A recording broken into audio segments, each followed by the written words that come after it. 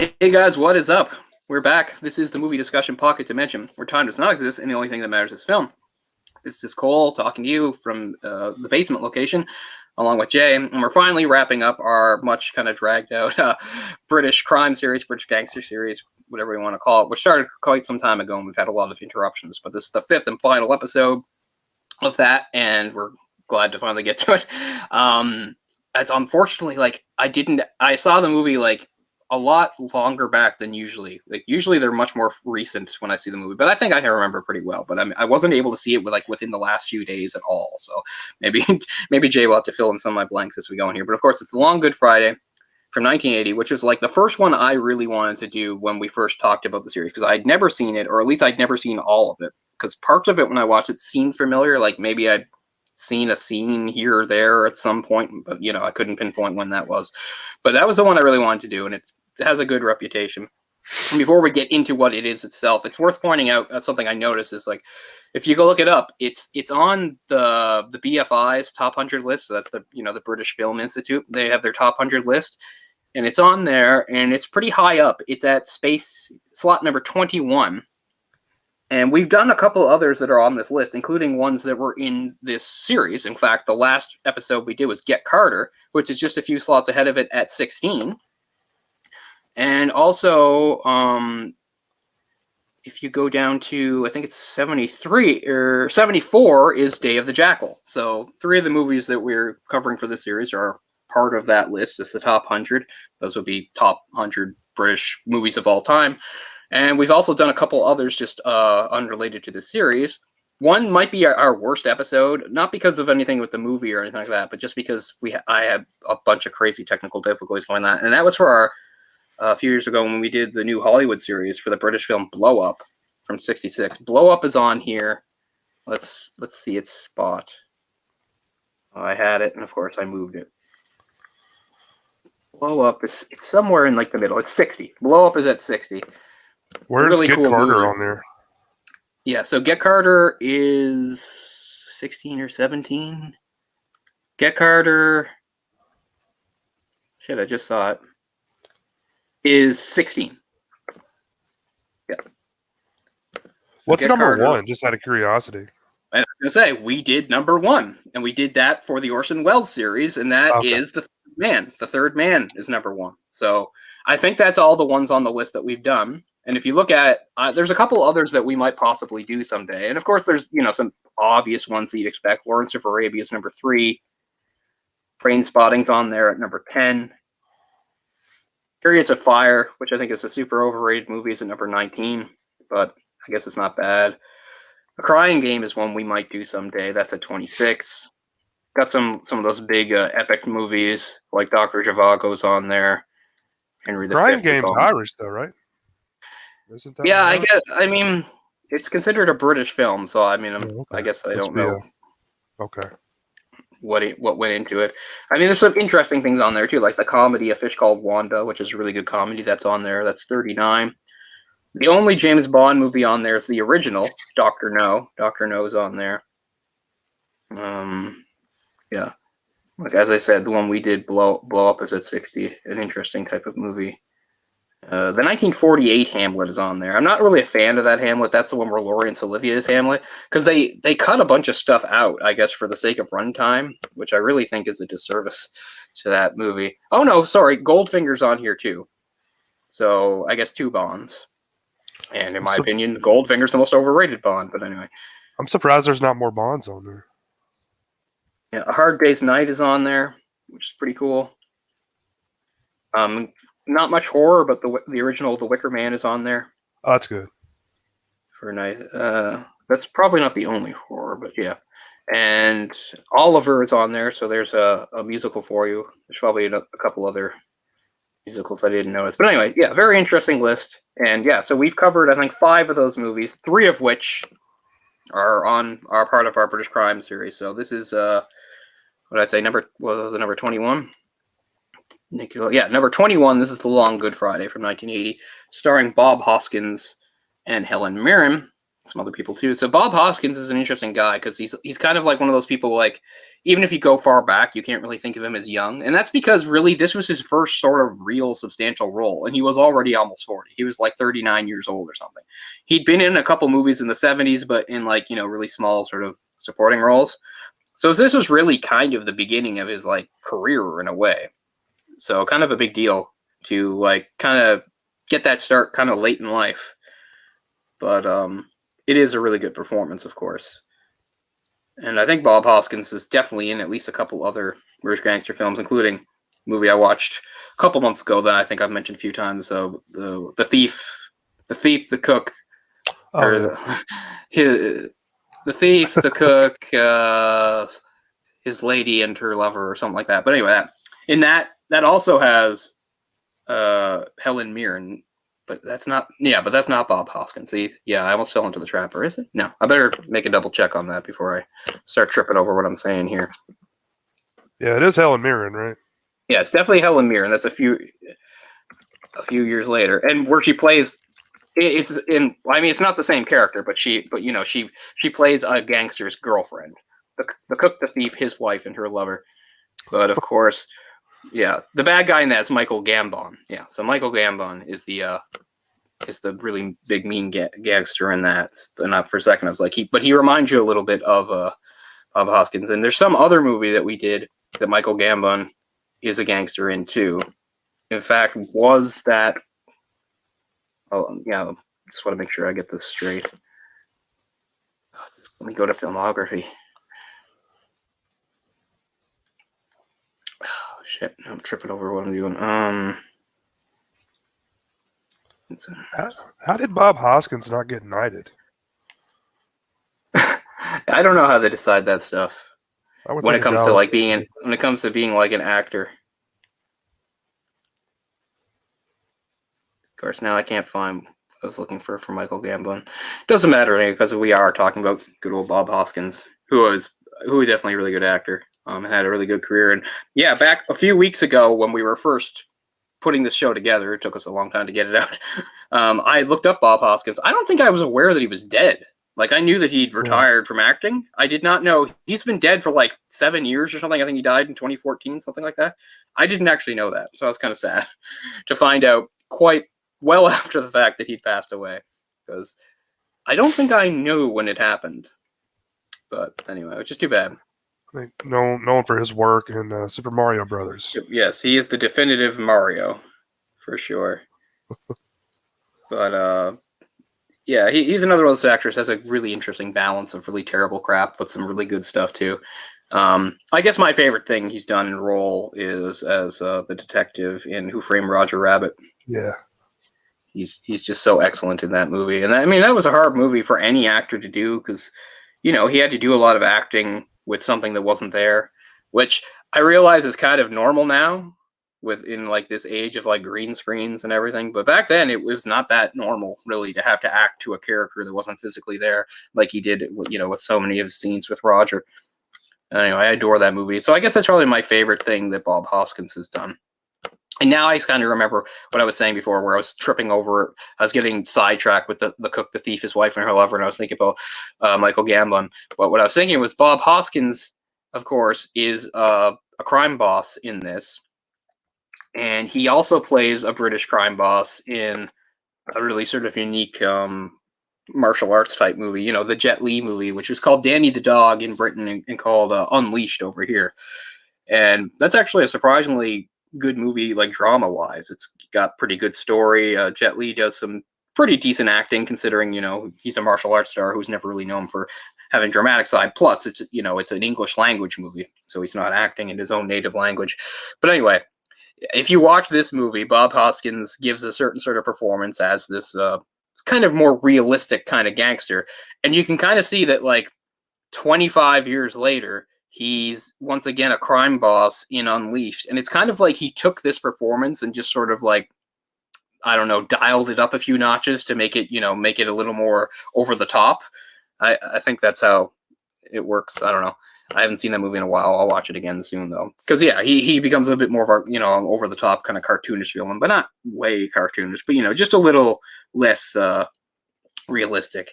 He's quite a realistic character in this, I think. Let's look let's see the character's name. The character's name is he Harold Shand? Yeah, he's Harold Shand. Yeah, so it's a bit more grounded and realistic in this, but like in Unleashed, I think it's like he takes like a similar sort of character, but like makes it a bit more over the top, a little more, a little more of a typical sort of villain type thing going on, I guess. But I have to watch Unleashed again because it's good. Plus, I'm on another martial arts kick, pun intended, I suppose. But Helen Mirren gets to do a little more in this movie than some other movies, but she doesn't actually have that many scenes. But her scenes are important because it's like shows like the depth of the relationship that she has, because he can get really mean and bossy with everybody else, but then he like sort of like he like he kind of lets her calm him down, and he'll do whatever she says. So it shows sometimes when you have like those relationships of like somebody like who has power, whether they're like a criminal or not, and they have like a woman with them, they don't always necessarily genuinely care for each other. It's more like she's a trophy or something like that. I think the scenes they have in this movie show like there's some genuine affection and feeling there. Well, she's a big part of getting this deal going. So she's wooing the Americans while they're there. Right, putting out fires. She's not just not just a trophy. She's actually taking part in the business. Yeah, she's involved in the business, right? And he and I think that's one of the reasons. Like he recognizes that she's fairly shrewd and sort of knows how to deal with people, right? So I mean, not to say the whole movie, but I just mean to put together. It's like he's been a gangster for the last how many years? He's been a boss throughout the 70s, and the idea is that this is right in London. Is like that as far as like his world goes, with maybe some of the other criminal organizations, like they've been in a pretty peaceful state with each other. Like they haven't really fought with each other. Or there hasn't been too many murders or anything like that. And you get this, and he sort of gives the impression like that was partly his design. Like he knew like the best way of doing this is not to have us all fighting each other all the time and all sorts of mayhem going on. The best way to do this is to like keep things peaceful and get along with each other. And that's the state we're in. And the whole point of the movie is like how that starts to unravel and the steps he tries to take to contain it, which actually just makes things worse. This movie also has an opening that you're not, it's kind of like when we talked about the other gangster movie, the gangster epic, Once Upon a Time in America. If you watch the opening of Once Upon a Time in America, the whole part where Robert De Niro's character is being chased throughout like New York or whatever, Chinatown, and these guys are killing people looking for him, and then he leaves by train. Like the whole point is like at that point, you don't know who anybody is. You don't know who Robert De Niro is or what he's done or who he's with, who these guys are, why they want him. This movie opens in a similar way. It's not as long or detailed, but it opens with that whole thing about the delivery and the money and the explosion. Or it's not an explosion. Is it an explosion? No, it's just shooting. Yeah. And so the whole thing is like you see all this happening, but you're like, okay, this guy's got a bag and that has money. And, and then these people seem to arrest him. The whole point is you don't know what's going on yet. You have to just sort of get filled in later as the movie goes on.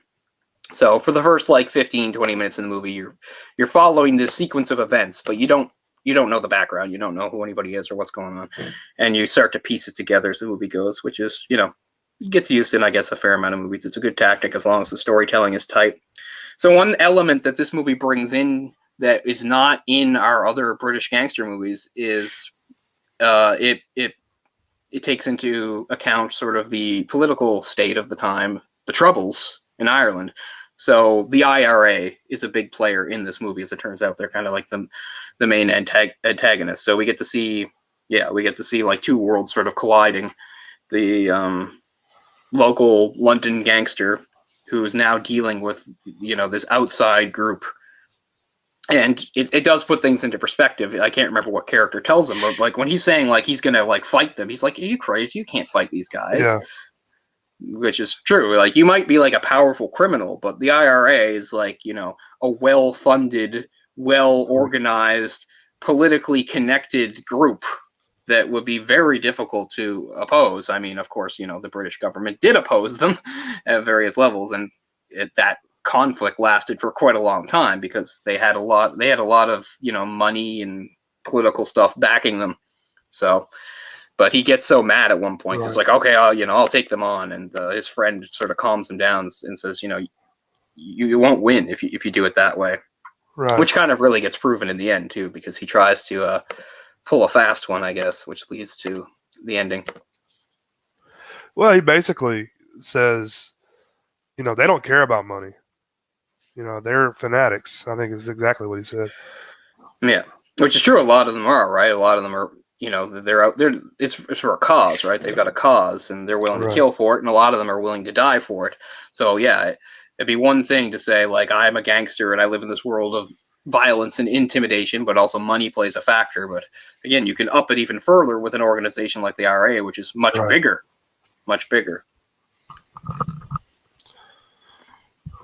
Yeah, I wish I had seen more of that or just been aware of more of that when it was going on.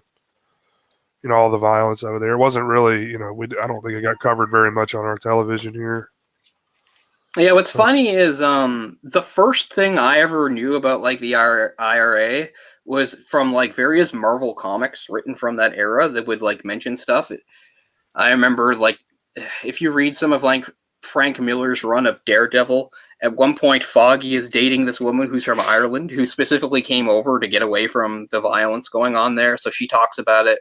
There's a few other ones too, where you have some Irish characters talking about the state of things over there. So that was kind of my introduction to it, was reading some older, like 80s, maybe early 90s Marvel comics that like just mentioned it. Like they didn't, it wasn't a plot point, but they might mention what was going on.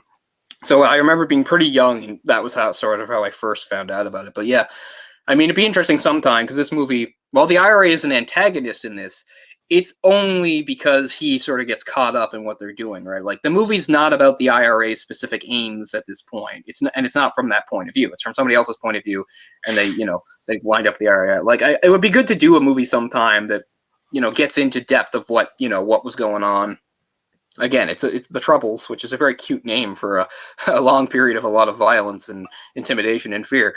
But there's a lot of angles. Like a lot of things, it's complicated. You can't really get it all in one movie. But there've been various movies about it. And I mentioned The Crying Game, which is on the list there. The Crying Game, it's a plot. It's a big part of the plot there. I mean, that's what it's all about. But again, it's only a piece of it. But still, you get a sense of it. It's a good movie.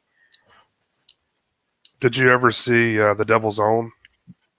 I'm sure you and unfortunately, I saw that, and that was sort of like that movie was kind of a disaster. Everybody knows, like, it just did not go well from start to finish. Like there were script problems and all. Like, it's not a very good movie, and it doesn't tell the most sort of coherent story. But yes, that's from like '97, and that does talk about. I guess it's supposed to be set from a few years earlier. I think by '97 was just when they were ending, pretty much when they signed the treaty or whatever it was. But anyway, yeah, because that was about like an IRA guy that had to escape to America to get away or something like. It's blurry now. Like I like Harrison Ford, of course, but it's not a good movie. And Harrison Ford would probably tell you it's not a good movie because that if you look up that movie, that had very troubled production. There were all sorts of issues with the script and stuff, and I think they kind of knew even before it came out that it wasn't going to do well because it's just not that well done of a movie. It's kind of a mess. And kind of flat, really. Like, nothing's particularly interesting or memorable. Otherwise, I'd probably remember it better. Although, again, I haven't seen a long time. But again, I haven't seen a long time because it doesn't seem worth revisiting. But yeah, that was sort of a big budget American movie that talked about it. But unfortunately, it wasn't a very good movie. So I remember Brad Pitt's terrible accent. That's about all I remember. Same here, really. Like, yeah. Yeah, I don't even know what he was. Was he like a explosives expert or something? I think he had something to do with explosives. It's hard to remember now. He might have been like a demolitions expert, or maybe he was buying or selling explosives. Maybe I'm even mixing it up with something else. Yeah. Oh, yeah. He's thinking of a different one. Okay, yeah, I don't know that one. I don't know that one, but yeah. The Devil's Own isn't like a terrible movie. It's just not good, is how I'd say it. Like, it's not good. It's not memorable. You watch it and be like, I could have not. Like, you're not going to get super mad. Like, it's not a movie that's really going to piss you off, I don't think. But you're just going to be like, yeah, But yeah, you're right, because a lot of, and maybe it's for the best in a way that most of the movies that tackle the Troubles were British movies. Maybe that's for the better rather than some Hollywood production or whatever. But yeah, I have been interested because I'm trying to think of what are some other good movies that talk about the conflict and make the conflict a part of the plot besides, the Crying Game. There's definitely a few. I just can't think of them right now. God, my eyes drive me crazy. But anyway, in this, the IRA are the main antagonists, but what their aims are and what they're doing, that's actually not important. Because the whole thing is basically because of his right-hand man guy making a deal behind his back with the IRA, and then that what we saw at the beginning, how it all goes wrong. The whole thing is, his empire or whatever is going to start to fall apart because the IRA think he double crossed them when he never even made a deal with them. Like, he's in a really bad situation. Like, he didn't even know there was a deal with them. Right. And then he finds out, well, on your behalf, I made this deal with them. Oh, and the money got stolen and people got killed, and they think it was you. So that's what the movie picks up with, and that's the problem. Because the whole thing is, as you said, he's trying to finalize this deal with these American, I guess, mafia members who want to get in on, I guess it's like construction contracts for, because the whole idea, it's something to do with development of the waterfront, which was something that was going on in London at that time in the late 70s, early 80s. They were doing some sort of redevelopment of the waterfront area, or at least a section of it. So that's what's going on there. I guess you can guess. A lot of the stuff isn't exactly explained to you, which is fine because you can pick it up because it's okay, he's a gangster with a certain amount of power. So a lot of these gangsters, they've got power over, construction companies or various workers unions, stuff like that. So the idea is, if we're going to do this development project, the money will be coming into us because we're going to be in charge of it all, I guess, is more or less. And these Americans are going to partner with him so they can get a cut of the deal. And yeah, as you said, and often when he's out running interference, trying to figure out these problems, like these people dying, he's got his wife running interference for him, talking to them, assuring them that everything's going okay. And that's Helen Mirren.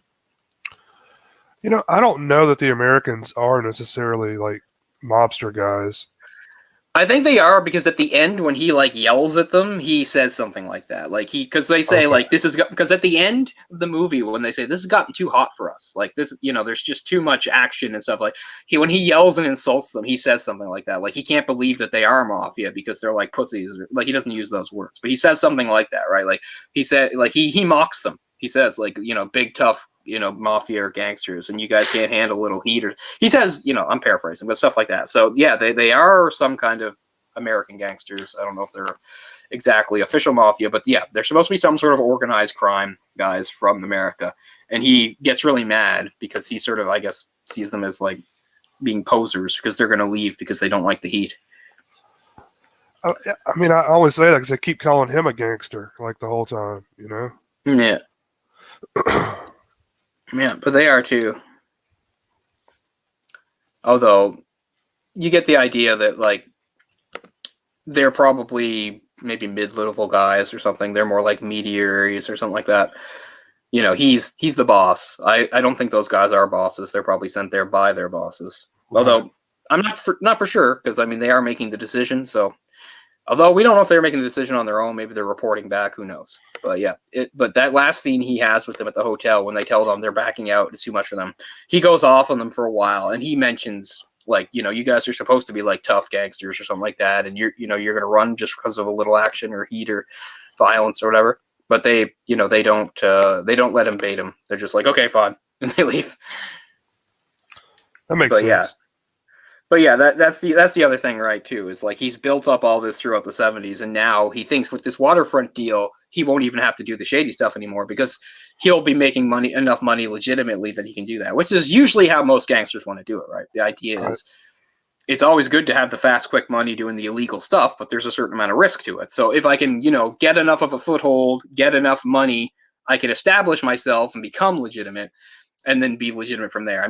It's always just sort of the mental gymnastics people like this do. It's okay, you're not breaking the law anymore, and that's great, but the whole reason you're in the position you're in is because you were breaking the law for a long time and possibly, even getting people killed to get there. But, that's how a lot of criminals rationalize these sorts of things, right? We've covered it before. We did, very, very different movie, but, we did a most violent year. And in that, the guy there, you know, the whole point of him was he had this trucking company, and it was understood that before the movie he'd been some sort of gangster or criminal, and the whole point was he was done with it. Like, he just wanted to be a legitimate businessman running his company, and things were getting in his way. His trucks were getting robbed.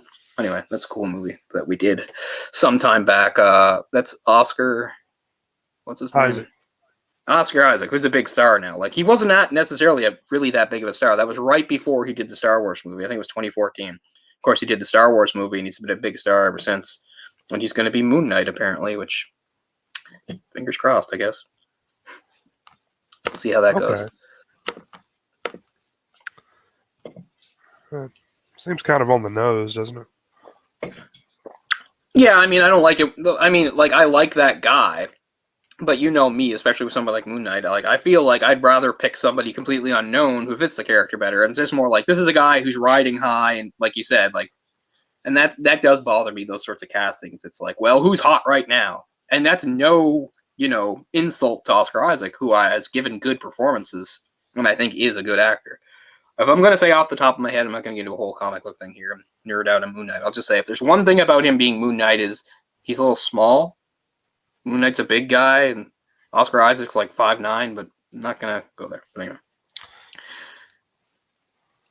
But yes, very much Jacob. Because the whole point was, like, he never really does lose his cool and resort to, like, his old ways. He thinks, no, you know, this is because he really stays calm despite the fact that everything he's worked for is, you know, at risk there. Whereas it's kind of the opposite in this movie. You know, everything he's worked for is at risk, and goes back to sort of the old ways, the violent ways to solve the problems, and, you know, it winds up pretty much backfiring on him. Spoilers, people, for The Long Good Friday. And that's one of the things I think is interesting about the movie, because in a way the plot is predictable, but I think Hoskins is so good, it still can be kind of surprising just to see that transformation, because he starts off as, you know, we all know that they establish right off the fact that he's a criminal or whatever, and that he wields a certain amount of power. But he starts off fairly calm and fairly, you know, polite and reserved and all these things. And over time, he gets more unraveled, and he gets more dangerous and threatening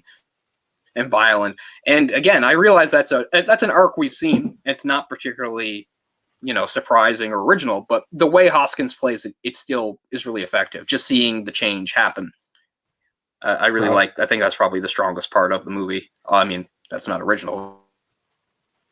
That's probably what most people would say is the strongest part of the movie. But yeah, it's just watching him go from, like, sort of calm, cool, and collected to, you know, really starting to lose it and going, okay, the only way I'll solve these problems is by going back and doing what I did to get here in the first place, which again winds up backfiring spectacularly. But for a while, he does a pretty good job. Like, I'm thinking, like, the first scene where he really shows it, of course, is like he's not doing any of the violence, but he's just sort of calmly asking that guy questions while he has the other guys, like, hurting him. And you just see, like, how unbothered he is by it all. And it's like, oh, yeah, shit, this guy, you know, this guy used to really get his hands dirty. So, yeah. Razor. Yeah. Yes, that's right, Razor. I'm trying to remember the first guy they went after. Colin?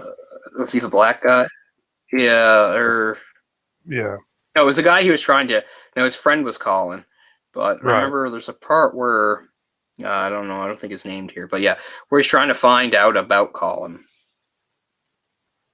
Where, yeah, he goes to that neighborhood and the guy's working under the car. And then he finds out what house he's in. Anyway, I think that's the first time you see... Yeah. Is that Colin? Yeah, no, that's I forget his name, but yeah, doesn't really matter. They just slice him up. Yeah, I think that's linked to Colin. It's to help him find out where Colin is. Yeah, as I said, I wish I'd seen it a bit more recently, but so Colin is murdered, stabbed to death in a. Is that a bathhouse? I don't know. Is it specifically for gay dudes? I don't think it's a bathhouse. I think it's. I don't think so. I mean, I think he's just swimming at a pool. I mean, yeah, it's established pretty quickly that Colin's a gay guy. Right. And it's obvious that the people going after him know that, because they use it against him to kill him.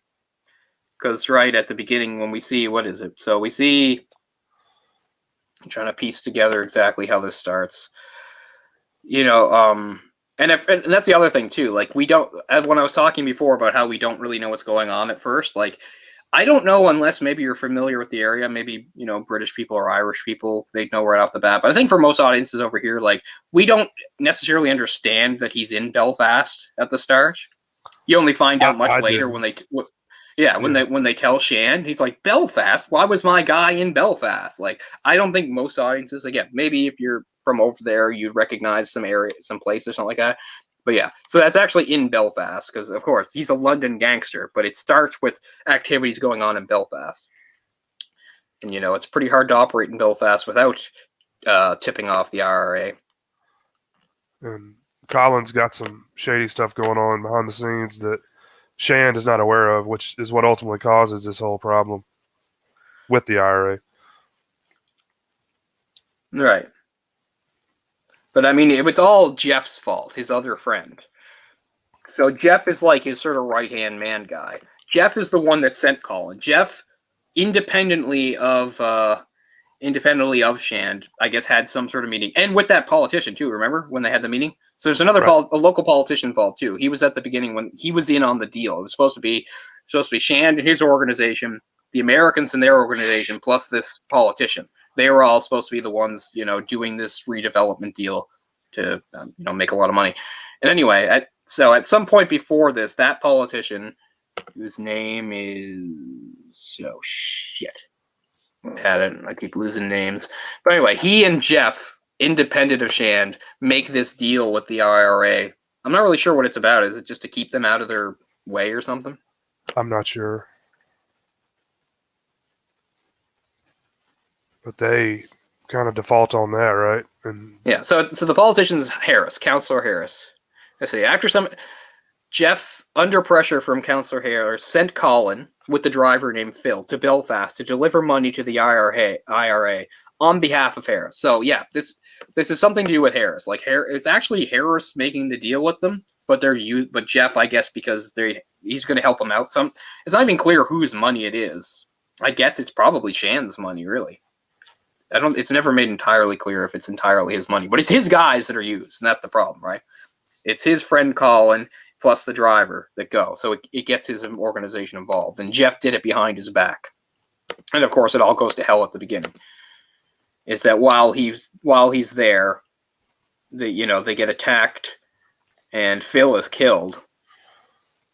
And then later, Colin seems to have gotten away, but he's at the swimming pool. He goes into the locker room and he gets killed there. So both guys that were involved in the deal get killed. And why is that?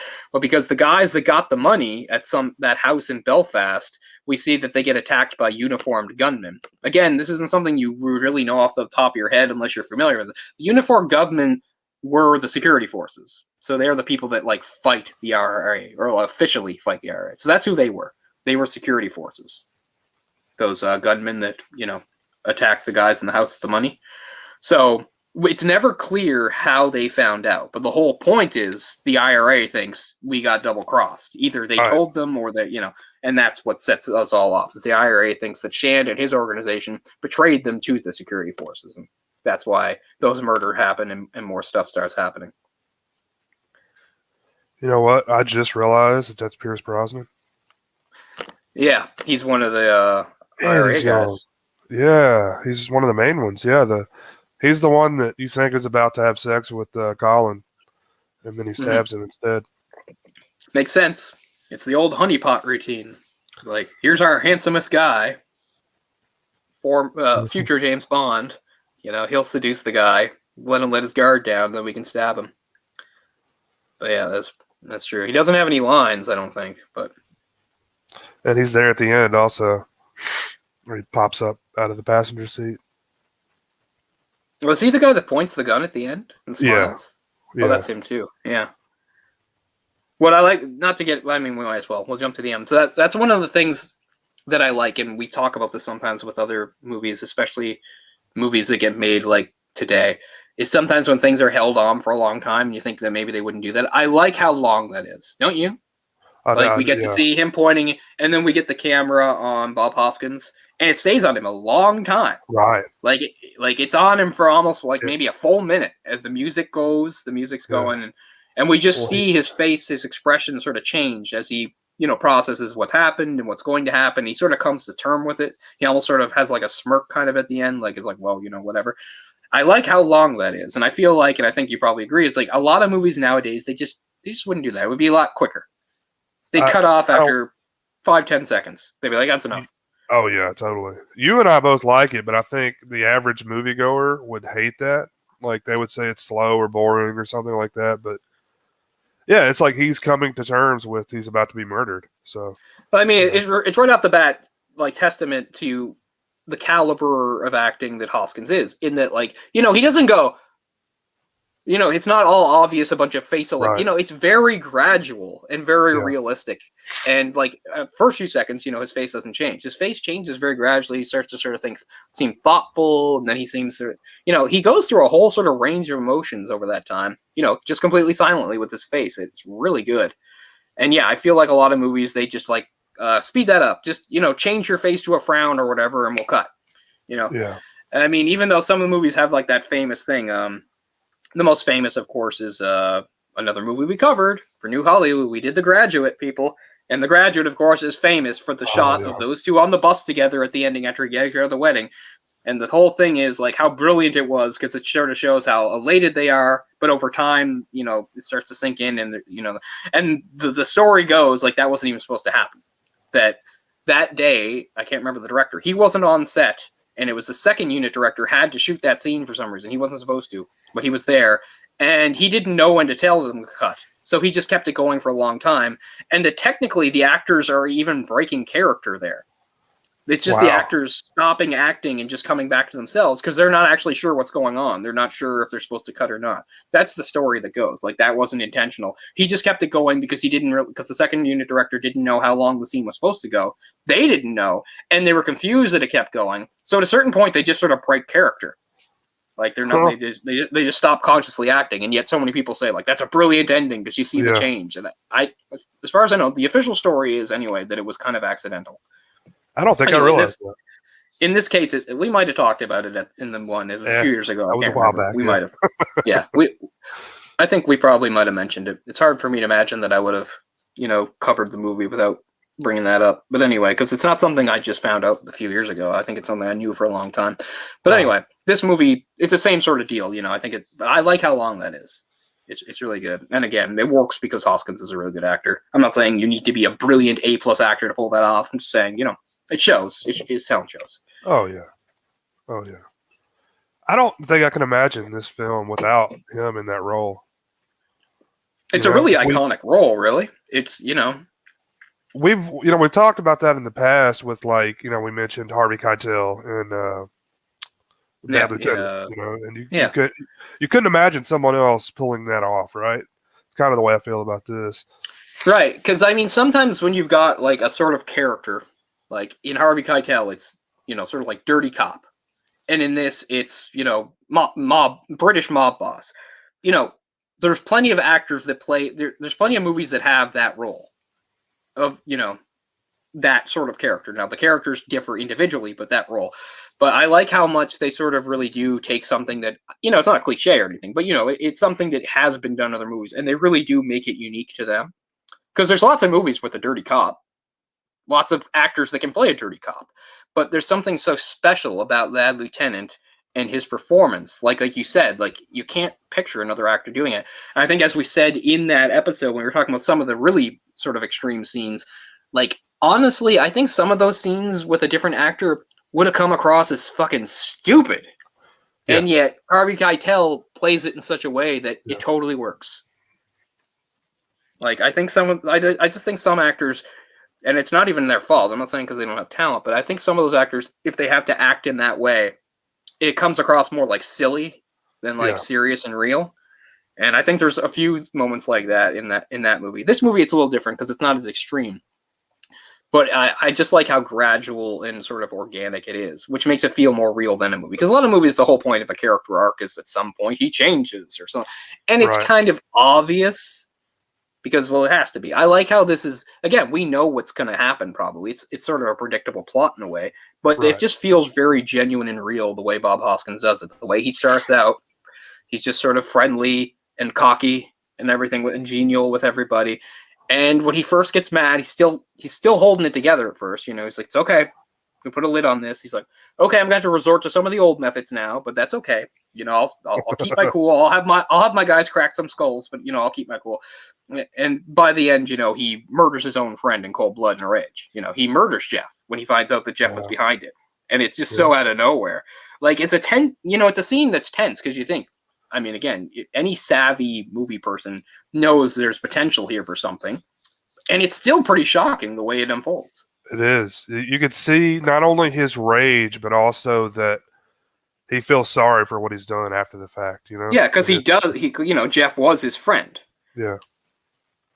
And again, I'm not sure about my memory here, but I think isn't the first person he sees after that Helen Mirren, right? I think it is. And it's another woman, I thought. And I think that's like the only reason he holds it together is because she sort of like calms him down. I think. Maybe you're right. I thought it was another woman because I thought it was so funny that he was just covered in blood and talking to this woman. I mean, he comes out to the car and she's in the car, so I don't know if he sees somebody before that. But remember, he comes out to the car, she's in the car, and she's like, "Oh my god, he's covered in blood." And it's really important that like she sort of like again sort of brings him back to reality in a way. I think. Because he's just like sort of in a daze because even he is shocked by what he's done. Like he was so mad and everything, but still he's shocked that he actually did this to his own friend. And yeah, she's important in sort of bringing him down and helping him cool out a little. So while she doesn't have a lot of scenes, like all the scenes she's in, she's very important. So he probably has a history of being a pretty violent dude, but because he's been on the top for so long, he doesn't have to be like that anymore. So it's probably been a long time, right? It's probably his first time getting like his hands dirty like that in a while. And I think that's, you've seen that in other movies too, though. Like the idea that like it's a lot easier to slip back into it than you'd think. Like the old habits, things just come back to you type thing. Right. I think that's kind of the same way with anybody that's like, it doesn't even mean anybody who's like mean and violent. I mean, somebody who's like, say like, like a boxer or an MMA fighter. They're like retired for like 10, 15 years. They haven't worked out. But maybe if somebody attacked them on the street, the old instincts kick in, They're not in top shape anymore, but they can still throw a good punch or a kick or something like that. I think it's the same sort of mindset when it comes to that. It was like, as you said, he's been on top. He hasn't had to do stuff and do the muscle work himself and stuff like that. But it's just like something kicks in and it sort of just all comes back to you, I think. And it's not just physical. It's psychological too, right? Right. When they were going through like a list of who it could potentially be early on, they're like, yeah, but they're all dead. So he had basically killed them like years before. Yeah. Anybody that was a troublemaker back in the day, he took care of.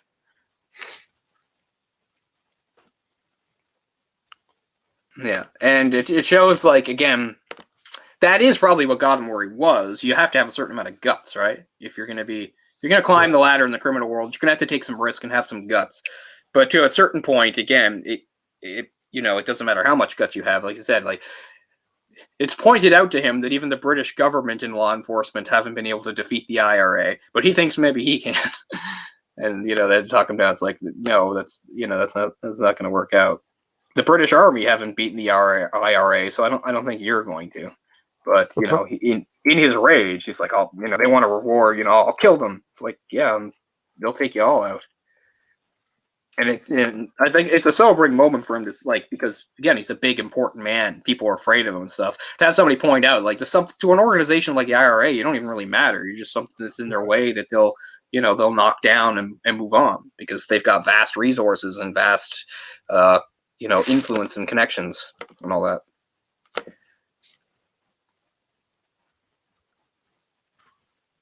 Belfast. Right. I love it. It's like, Belfast? Why were you in Belfast? Yep. And then takes that bottle to his neck. Man, yeah. Oh, he's also one of those, you can understand why he got higher. is that he makes it clear, like, whatever businesses he was in, obviously he was a lawbreaker, a criminal, but he never dealt with drugs. He didn't sell drugs. He didn't move drugs. And he strongly disapproved of people who use drugs. At one point, remember, when he's the first guy he has beaten down, he's yelling at him about being a drug user. Like, it's the worst thing in the world. It's like, I don't mess with drugs. I'm like, okay. He's got a whole big, like, honor system. Like, he doesn't like people that are disrespectful and, drug users. And, he looks around at the city and he talks about how terrible it is. Right, which is probably some, like, thinly veiled racism in that scene, right? He's like, this used to be a good neighborhood, and he's just like, now look at it. It's like, I think he probably means, like, brown people, But, yeah. Those damn Jamaicans. Yeah, but I mean, even beyond criminals, that's a pretty, it's an extremely common thing, especially back in 1980. Right. Back then, various people living in those London neighborhoods being pissed off by various minorities and immigrants and stuff.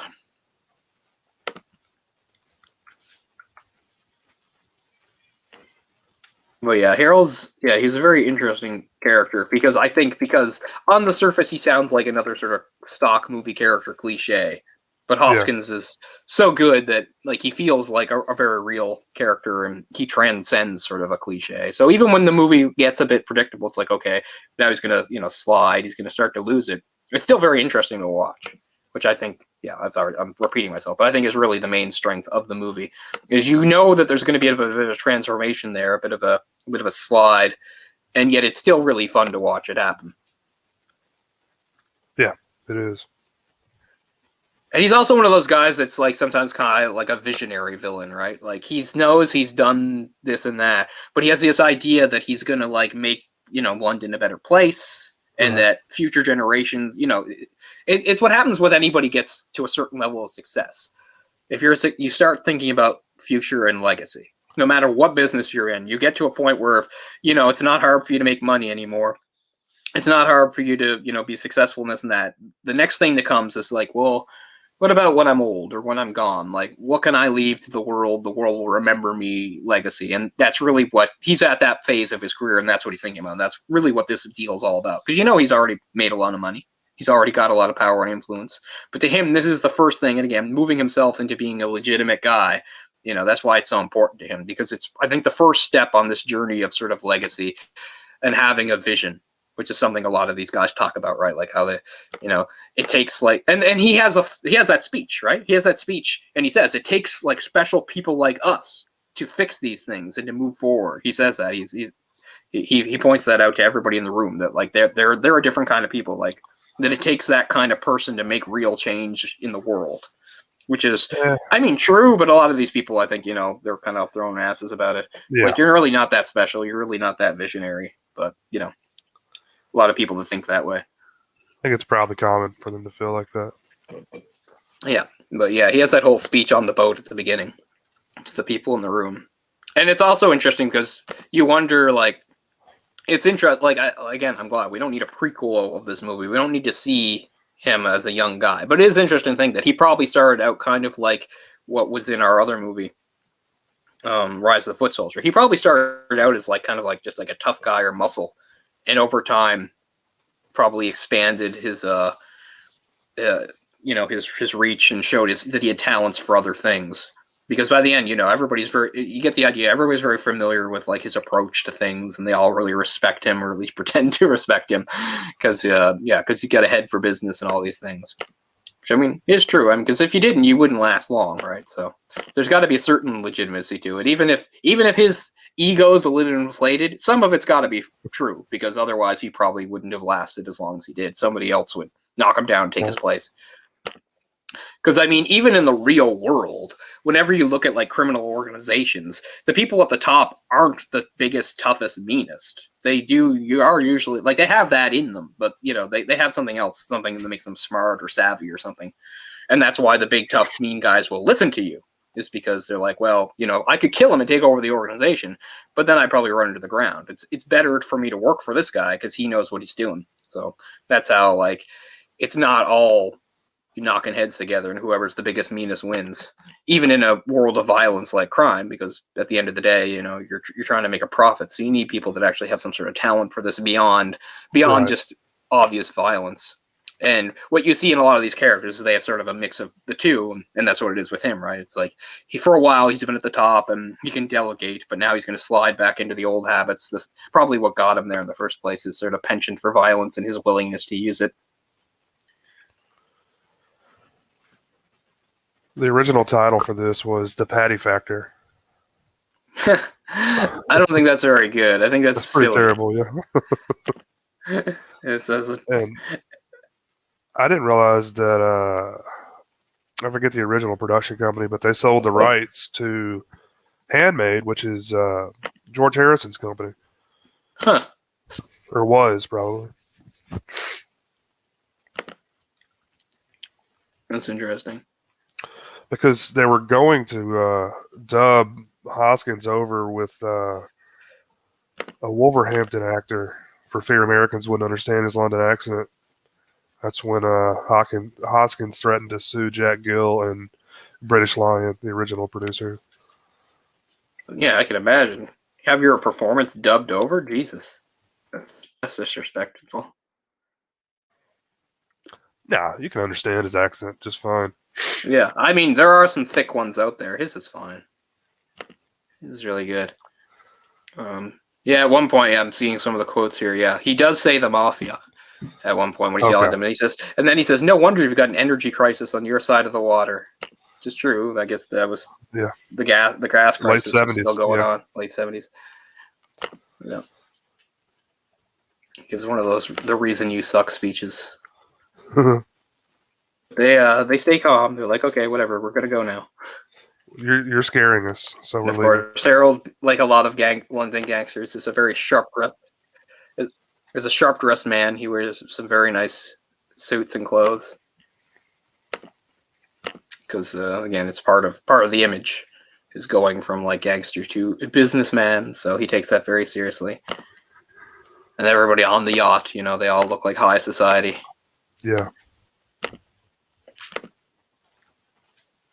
It's very much played with in a lot of movies. I think it's kind of overdone because I feel like it's done well enough beforehand, but like it's what they do in like Batman Returns with the Penguin, right?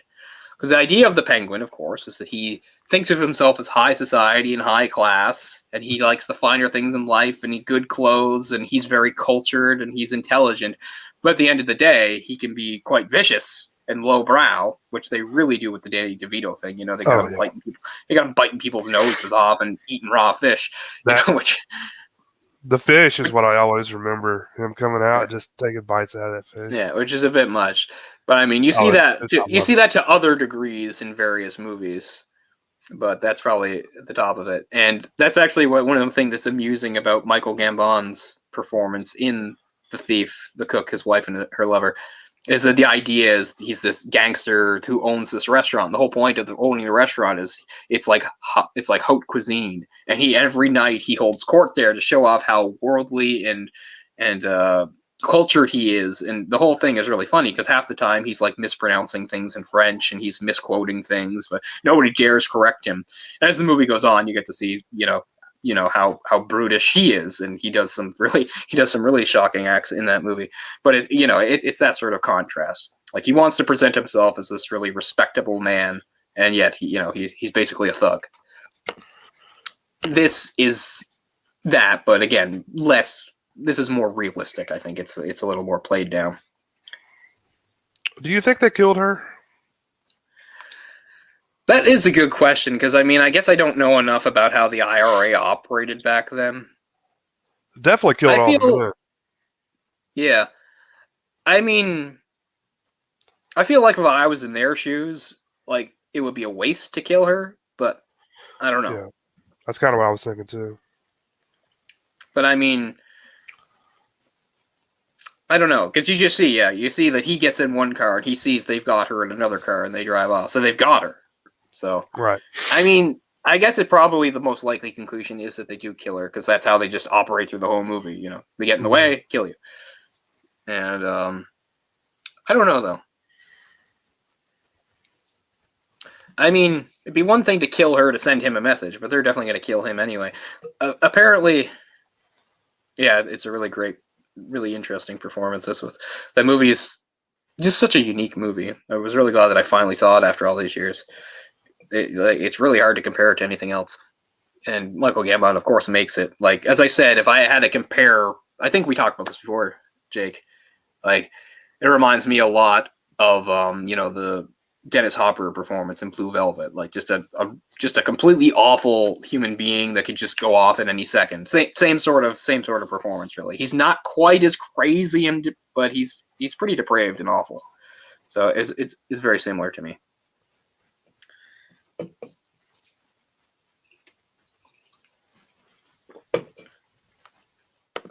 But yeah, I guess I would conclude that they probably kill Helen Mirren too, because I was thinking, yeah, they could kill her to send him a message, but at the same time, they're already probably gonna kill him anyway. But I was gonna say there was supposed to be a sequel to this movie at one point, and it would open up right after, and somebody was gonna rescue him. Like the car was gonna get attacked, and he was gonna get out of there. Like I don't even know if they were rescuing him or they were just attacking the car and he got away. But let's see if I can find that,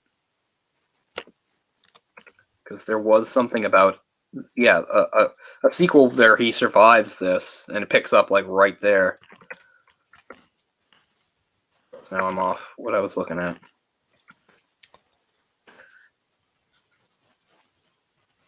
Let's see. Yeah, Barry Keefe Keffel wrote a sequel, Black Easter Monday, set 20 years after the events of the first film. It opened with Harold Shand escaping from the IRA after the car was pulled over by the police. Shand would retire to Jamaica, then returned to stop the East End being taken over by Yardies. So that's funny. Wow. So that really brings our theory back. It's like, I got to get back and get these damn Jamaicans out of London. That's funny. But anyway, probably for the best that it never got made. But you never know. Maybe it would have been brilliant. I don't know. But yeah. In that continuity, he would have lived at least another 20 years. As I said, in real life, 25 years later, he played, a British mafia boss again in Unleashed, where I think he takes things from that performance, but he just sort of, embellishes them a bit more because that movie's a bit more over the top. It's a good movie, though. Some nice acting by Jet Li. Besides just the usual cool fighting. Yeah. Called Danny the Dog overseas. That was its original title. I think I have a poster of that, a Danny the Dog poster somewhere around here. But I thought the score was kind of unique in this one. They use lots of different styles of music. Mm-hmm. Like it's hard for me to remember now because I haven't seen it in a while, but I remember very well the music at the end, of course, when he's in the car. I remember that really well. But there's jazz in there at one point. There's like synth wave or whatever you call it, synth music at one point, which I mean, it's the 70s melding into the 80s, so it was right. like a lot of, you look at movies that are like at the start of a decade, they always do kind of like that, right? Mm-hmm. It's like one decade is just beginning, the other decade is dying out, and the music is sort of like a weird mix. So yeah, you can sort of see that in this. It's funny, some years just really stand out for me as far as like music sounds.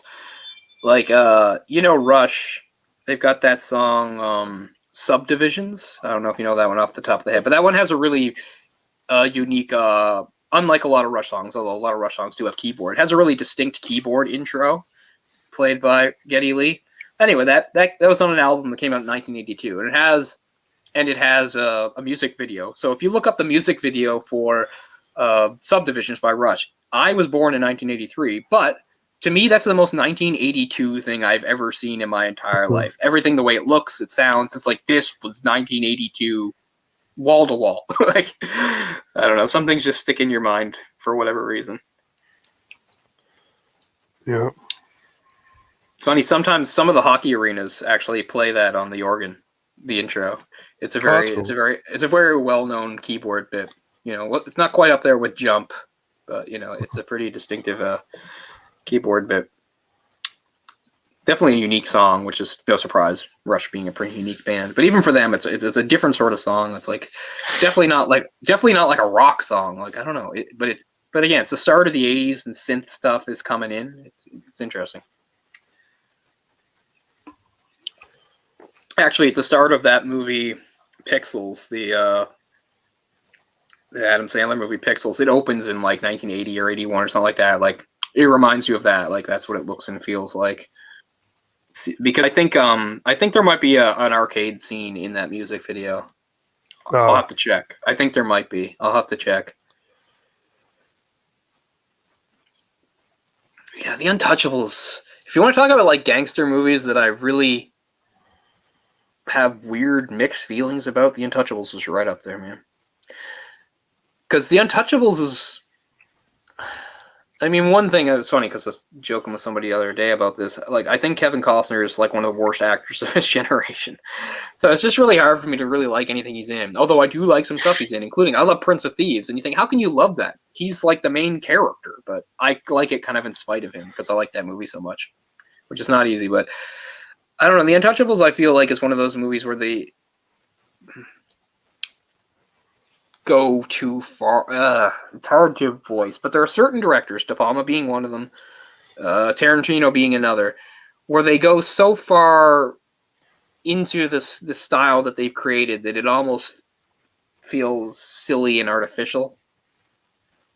And I think that's what Untouchables kind of is. I feel like De Palma's trying so hard. He's like, it's a classic gangster movie. It evokes all the classic stuff from that era. And for no reason, I'm going to have this big scene that is an homage to a famous Russian silent film because I like it so much. Like, I mean, it just takes me out of it because it feels more like I don't know. It's hard. I don't have the words, but because I mean, all movies are artificial, but it feels more artificial. I don't know. And I feel like, yeah. And I feel like, what's his name? Tarantino can do that. I don't think any Tarantino's full movies are like that, where I feel like to me, Untouchables is like the whole way through. I don't feel like there's any full movie by Tarantino. I just think there's moments in Tarantino movies that feel like that. But yeah, The Untouchables is really hard for me to wrap my head around because it has a lot of good actors in it and it's very well shot and everything. And it just has a weird sort of like cheesy feel that I don't like. That I think would fit with a lot of other kinds of movies, but doesn't fit there. I don't know. It's hard to word because I do like certain movies that have that sort of heightened, almost a magic realism to them about. Because that's the thing. Untouchables, despite the fact that nothing in it is, like everything that happens in Untouchables, I guess, could happen in the real world. Something about it still feels like magic realism to me, and I love magic realism. I love a lot of movies that do it. I just don't feel like it works there. I don't know. It's hard to explain. Some of it's just the dialogue and the writing. I don't know. And some of it just feels too on the nose that they made De Niro that, like, I don't know. He's Capone, right? Yeah, he's Capone. And he's a good Capone. It's not like he's not good. I mean, De Niro, probably one of the best actors of his generation. Although maybe not as versatile, but people didn't care that much back then. But what's funny is De Niro and Hoskins are in a movie together. Although I don't think they ever meet. They're in Brazil. Oh, okay. Trying to remember who Hoskins is in Brazil. You'd think I'd remember because it's one of my favorite movies of all time. Let me double check on that before which is also, by the way, of course, on that list, the BFI list, top 100 British films. I think you're right, though. I think he is in it. I don't remember who Hopkins. Oh, I remember. Yeah. Okay. Okay. So this is what it is. So De Niro is interesting because it's a very British movie except for De Niro. Like everything else about it's super British. Then you have De Niro, who plays a British guy. So De Niro's that weird. Whether he exists in, we're not getting into it, but the whole point is like perhaps the character imagined him and he's not real, but whether he is or isn't, he's that weird guy that he's like a rogue repairman. Like he doesn't operate within the system. Like when the stuff starts breaking down in his apartment and the two guys come and they don't help, one of them is Bob Hoskins. They come in his apartment, and they're moving pipes around. And then De Niro shows up like Batman. He like comes in like on a grappling hook or something and fixes up the place and takes off. Like, yeah. So they just miss each other. So yeah, but Hoskins is one of those guys. He's one of the inept repairmen, like sent by the government or whatever. For years, I've thought about whether we should do it on the show. Probably not. I feel like I would just be like gushing the whole time, and I probably wouldn't say anything useful or insightful because it's like it's in like my top 20 movies of all time. I just adore that movie. But it's interesting for me to think that they were both in the same movie, even if they didn't have scenes together. Yeah. Plus, at that time, it was 1985. So that's a couple of years after this film and 2 years before The Untouchables. Yeah, Bob Hoskins. Yeah, I was just making sure. Huh. Yeah, I don't care for The Untouchables either. Maybe that is my favorite British film. I was thinking about my favorite British film. It probably is Brazil. The Untouchables, I don't know if I've ever sat down and watched all the way through. It's just on TV constantly. Like, I've seen at least almost all of it. I've seen big, huge sections of it. I might have never seen the absolute beginning of it. Like, I might not have seen, like, the first 5 or 10 minutes of it. But I've definitely seen the rest.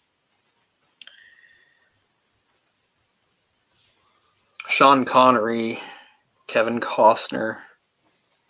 Yeah. I don't know.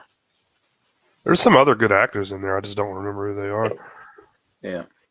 But yeah, I'm not at all a fan of. It's funny because Kevin Costner's in a couple things I like a lot, including that, but it's always kind of in spite of him. I just find him a super bland actor. Just the blandest of the bland to me is Kevin Costner. Like, there's people who annoy me. He doesn't annoy me. Like, there's actors where I'm like, oh, I can't stand him. I don't like his voice or his face. Like, no, I don't have any problem with that. I just find him super bland and sort of forgettable and unremarkable, I guess.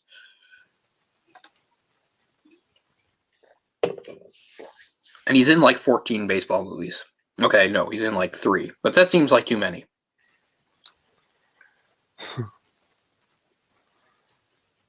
Field of Dreams is a classic. Yeah, our friend Cameron thought so. I didn't want, like I said, I don't want to. Yeah, like, it's not in my nature to like just shit on somebody's opinions. Because why would I? Because that's what I was talking about the other day. Because our friend Cameron says something like it's like a perfect film, and I did not say that to him. There's no point saying, "Oh, well, you're wrong and stupid because you think that." But all I can think is like how much I hate that film, and sometimes things are perfect. Like, I'm so glad Kevin Costner is in that film because to me it fits him so perfectly because it's so stupid. But anyway, I won't go on that. I'm sure plenty of people like that movie, and it's not because like I hate baseball. I like some movies that are about baseball. Andy Garcia's in there. Yeah, he's one of the Untouchable Squad guys. Yeah, good cast. Who's the guy with the glasses? Remember they have that really smart guy who's like an accountant, but the next thing you know, like they've got him running around with a shotgun. What actor is that? Oscar Wallace? No, I mean Charles Martin Smith. Okay, so not a name I know, but okay. I did like his character. He was an amusing character. Almost like a Rick Moranis type. Yeah, written by David Mamet, starring Robert De Niro, Sean Connery, a soundtrack by Ennio Morricone. It just had all these ingredients to be like an amazing gangster movie, and I feel like it falls so short. Yeah. But I don't know. We haven't done any De Palma movies, have we? No, we haven't. Huh. It's kind of surprising. Well, did we do... What's the Travolta Blowout? Oh, Blowout? Blowout. We didn't do it. No? Okay. No. I remember years ago, I think it was Kenny Tarr, of all people, who said we should do Blowout. He who should not be named. I like Blowout. Yeah, I like it too. That was part of, like, I like his Hitchcock ripoffs, and that is one of them. That and Body Double are just like super transparent Hitchcock ripoffs, but I don't mind because they're really well done. Yeah. I mean, Brian De Palma, what's funny is, like, I think, is his most famous movie Scarface? You think? Yeah, probably. Yeah, because that's the other. I hate Scarface. Like, I don't dislike it. I hate it.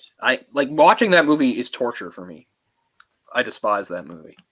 I like the original Scarface, and that has nothing to do with actors or anything like that. That's of course, not De Niro. The other one, Pacino. I love Pacino. Pacino's great. So it's not that, but I really hate that movie. I think probably because like we were just talking about like sort of the gangster arc, right? How there's very different ones, but I feel like that's the most boring and predictable one of all. Like he rises to power and he gets a taste for it, and then he gets really crazy and it all explodes on him. Like that to me is just so boring. And that movie's like 3 hours. It's just 3 hours of watching that happen. And he's just so unlikable. Like it's fine that like when you're a bad guy, it's okay that he's unlikable. He's just so unlikable. Like there's not even a second where you like that character. And I'm not trying to make the argument that a character has to be likable for you to like a movie. I just know that I find him so unlikable. I can't like anything about the movie. Like every second, like I can't wait for him to die at the end. Like I know he dies at the end. I'd rather he died 5 minutes into it. Yeah. See, De Palma is one of those guys who I like his style, but I don't always like the substance. Is what it is. I like even the movies he did that I don't like. I really admire the style. Like Untouchables. Untouchables has sort of a neat style to it. Although, as I said, it sometimes it does seem out of place. So maybe that's maybe I shouldn't say I like it. Maybe I shouldn't say I like it because as you said, it seems a little out of place. He's going for sort of a grand sort of homage to classics, right. Or I think you used the word operatic. Like that all works with certain things, but it doesn't seem to work with that subject matter. So I don't know. But yeah, like so De Palma, he's the guy I'm sort of like 50-50. In that he has things I really like, he has things I really dislike. So well, Untouchables was like his big movie at the time, like Connolly had a name for himself. But Sisters I love. Sisters is good. The Fury's okay. Dress to Kill I love. Yeah, Dress to Kill. Do you think we could do Dress to Kill? Do you think there's enough there to talk about? I'd like to do Dress to Kill. Sure. That's that's something. Michael Caine, right? Yeah, he's in it. Michael Caine. My favorite movie by him is probably Body Double, which is again a super blatant Hitchcock ripoff, but quite good. I like Body Double. I like I think everybody forgets he directed the first Mission Impossible. How weird does that seem? That big franchise started off directed by Brian De Palma. Then John Woo does the second one, for God's sake. Then John Woo is the second one. Those movies took a while to find sort of their rhythm, I would say. And I mean, I love John Woo, but it's not a good movie. It might be the worst Mission Impossible. Probably my favorite De Palma film that I actually really like is Raising Cain. I've only seen that once. I need to see that again. But for now, from what I remember, my favorite is definitely Body Double. Probably another movie that seems out of. I like a lot is Casualty of War, which I think he felt like he had to do that to show that he could do movies that weren't like his style, because that's like the most un-De Palma movie he's done. But it is a very good movie. Again, it gets a little overshadowed by other Vietnam movies of the era. Platoon had come out a few years earlier. I mean, they lay it on 4th of July was around the same time. Yeah, they do, but I guess I like it because I really like those. I love Michael Fox. I like Sean Penn, so that was the big billing on that one was Fox Penn, on the cover. Yeah, I mean, I think they both deliver. Sure, I mean it's a good film. It's just I get it. They did some bad shit, like and they're eating babies and raping everybody. Well, I mean, no, it's about one specific rape. Yeah. Because it's something that really did happen. I mean, it was a real guy. And it must have been really hard to come forward, at a time like that and everything. So, So yeah, I respect that. So I mean, I'm sure they do relate on fact, but I don't know. I don't get that impression from the movie. I don't get the impression that the movie was making a statement that like every soldier over there was going crazy and committing war crimes. I didn't get that impression. In fact, the whole point was here was a soldier that was horrified by what was happening and wanted to stop it. And even at great risk to his safety and later in career and stuff, he came forward and tried to tell the truth about it. I don't know. It's it's certainly not my favorite Vietnam movie, but I actually do like it probably more than Platoon or like Born on the 4th of July. They both came out around the same time. I mean, Platoon lays stuff on thick too when you think about it. Who was the crazy guy in that? They had a crazy guy. So that one was Tom Berenger, but no, I think he was the good guy. Was the bad guy Was Willem it Dafoe? Willem Dafoe? Yeah, I think it was so. Willem Dafoe. Yeah, I think think Willem Dafoe is a little over the top in that movie. It doesn't ruin it for me or anything, but I just mean if I was thinking about laying it on thick, I kind of think of Willem Dafoe in Platoon. Just like everybody loves like the first half of Full Metal Jacket. I actually like the second half more than the first half. Everybody loves the training stuff. They're on Paris Island doing the crazy training. Because everybody remembers it, of course. It's like one of the definitive performances of the universe is what's his name as the drill sergeant, right? Because he's the most typecast actor in the history of actors because he was an actual drill sergeant. It's like there's nobody more perfect. Well, Apocalypse Now is probably my favorite. I didn't realize they stacked shit that high. Yeah. I mean, Apocalypse Now, I get it. It's pretty obvious and on the nose, but it is my favorite of those. And it's in a tie for my favorite war movie period, regardless of war. Like that and Thin Red Line are kind of like this. Those are my two favorite war movies. Definitely my favorite war movies featuring soldiers. You know, actually, the last episode of this that I actually rewatched, it's been a long time since I rewatched our episodes. I went way back to the beginning, our first season, if you will. Because I recently watched the movie again. It was Empire of the Sun. I love Empire of the Sun. So that's a really great war movie too. But as we said, it's not a war movie that's about soldiers. It's about other people in the war. Right. And it's definitely that's probably my favorite war movie that is the soldiers are not the focus. Yeah. Willem Dafoe was also born on the 4th of July. I haven't seen that movie in so long. I don't remember that. I haven't seen Born on the 4th of July in a long time. So maybe me saying I like this and that better isn't fair because honestly, my memory of Born on the 4th of July is very limited. So I'm not a big Oliver Stone fan. I know we've gotten this whole thing. Guess what? I hate Oliver Stone. Yeah. I'm not a fan at all. I dislike him strongly. He's right on that list of guys that haven't made any movies I like. Like, it's funny, Platoon is probably the only one I kind of like. I hate all the others. With the exception of Any Given Sunday. I know that's your favorite. Oh, fuck, that movie drives me nuts. Who's another? Because there's a couple of directors who are like, yeah, I hate fucking everything they do. Oh, Shyamalan. I hate everything Shyamalan's done. Oh, yeah. Unbreakable, too, people. I hate Unbreakable. And that's supposed to be the good one. No, don't like Unbreakable either. Well, I would say steer clear of old. Yeah, no interest in that. Even people who like it, who like him, are pretty much saying it sucks, right? Yeah. Well, I try to like him, but it's kind of hard sometimes. I mean, even more so. It's funny we were saying this kind of with De Palma. It's almost the same thing with like. I think that M. Night Shyamalan, honestly, and I know this is going to sound like hyperbole, and I'm overdoing it. I think M. Night Shyamalan is the least subtle director I've ever seen in my entire life. He's less subtle than Michael Bay. Because at least Michael Bay knows what he's doing and talking about. Whereas Shyamalan feels like he's telling us really deep, introspective things. He feels like he's making really cool, artistic points, and he's not at all. Maybe early on he was, but yeah, definitely not anymore. I mean, maybe he's veered away from that a bit. But I think of movies like a movie like Devil. I mean, oh my God.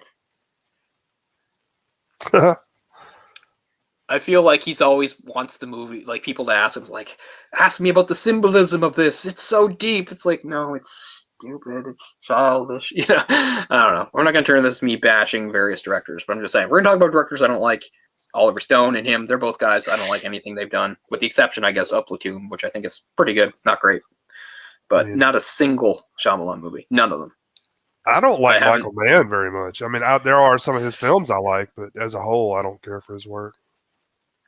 Yeah, I'm not a fan either. The one I really dump on that people love is Thief. I think I would like Thief more if you've heard me do this spiel before, is if it wasn't that actor.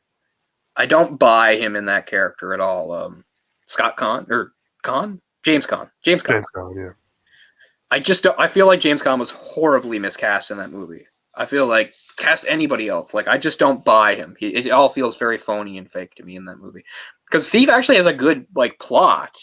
It's an interesting story, I think, in Thief. Like you care about what's happening. But he really takes me out of it.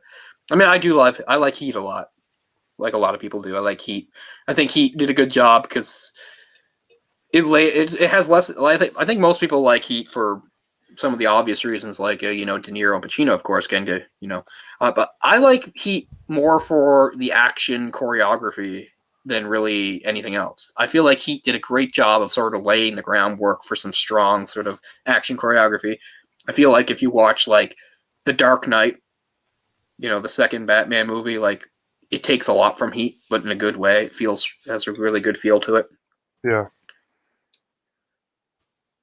Probably some other movies too, but that's the one that comes off the top of my head. So I mean, I like Heat a lot, but yeah, I'm with you in that I think Michael Mann's probably overrated.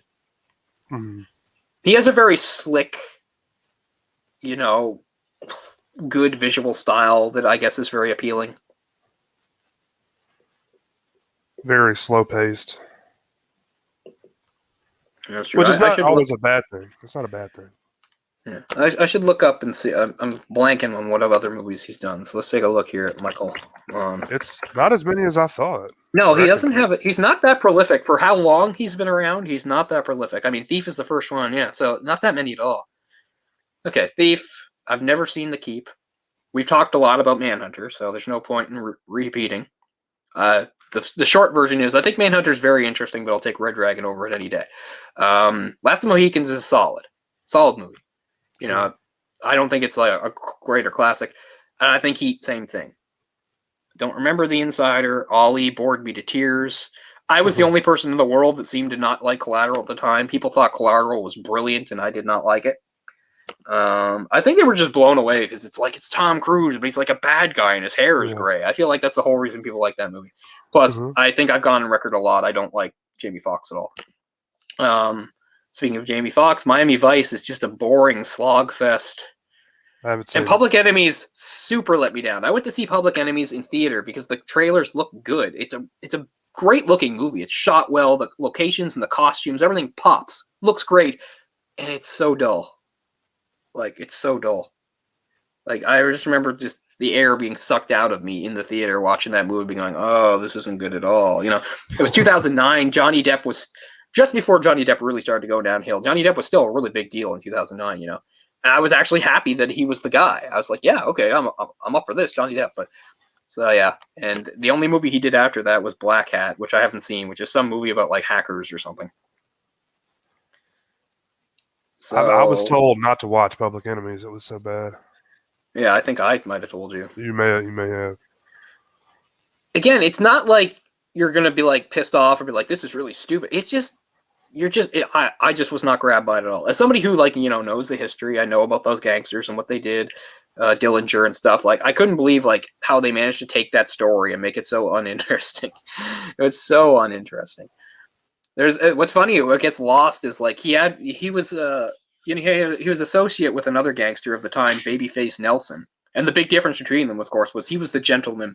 And he he went out of his way not to be violent and stuff, and people liked him. Whereas Babyface Nelson was a nutcase who with a Tommy gun that shot anything that came in range.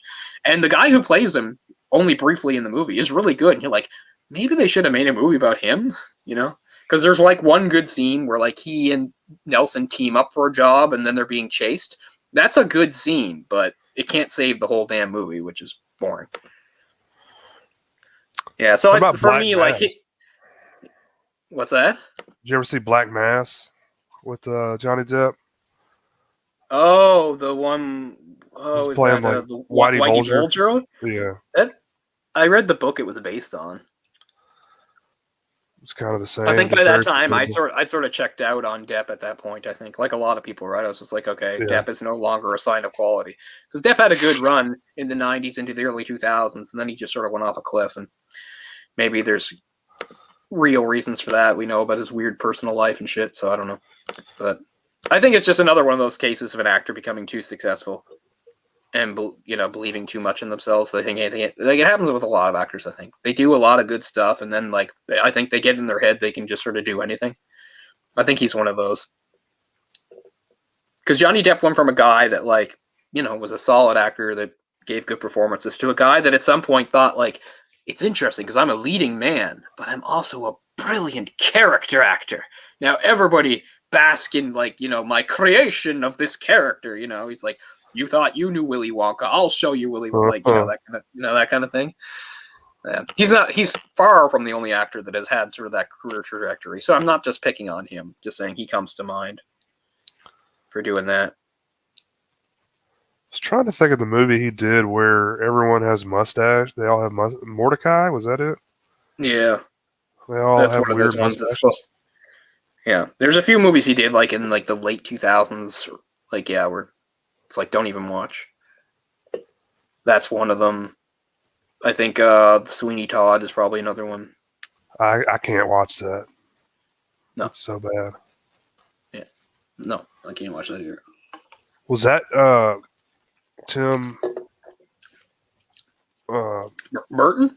Burton? Was that Tim Burton? I don't know. He did a lot of stuff with Tim Burton, including the aforementioned Willy Wonka. I'm not sure if that was Burton, but he did a lot of stuff with Burton. Kind of ruined him, which is funny because I was thinking, you know, it might be worth our while some point to go back and do a good one, which is Ed Wood.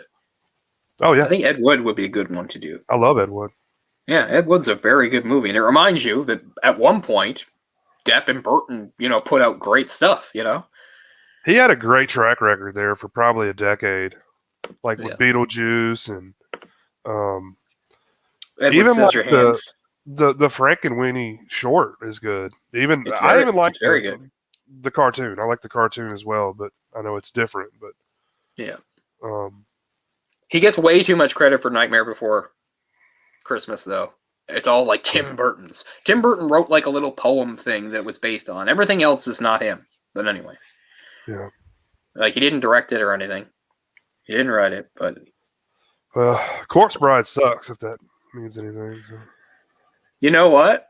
Corpse Bride is one of those movies that I was super disappointed in, like a lot of people were, that I, in later years, came around to a bit more. Like, I don't think it Really? sucks anymore. Like, I don't think it's, like, good or great, but, like, I think I was just so... It was another movie that I had high expectations for and was super let down by.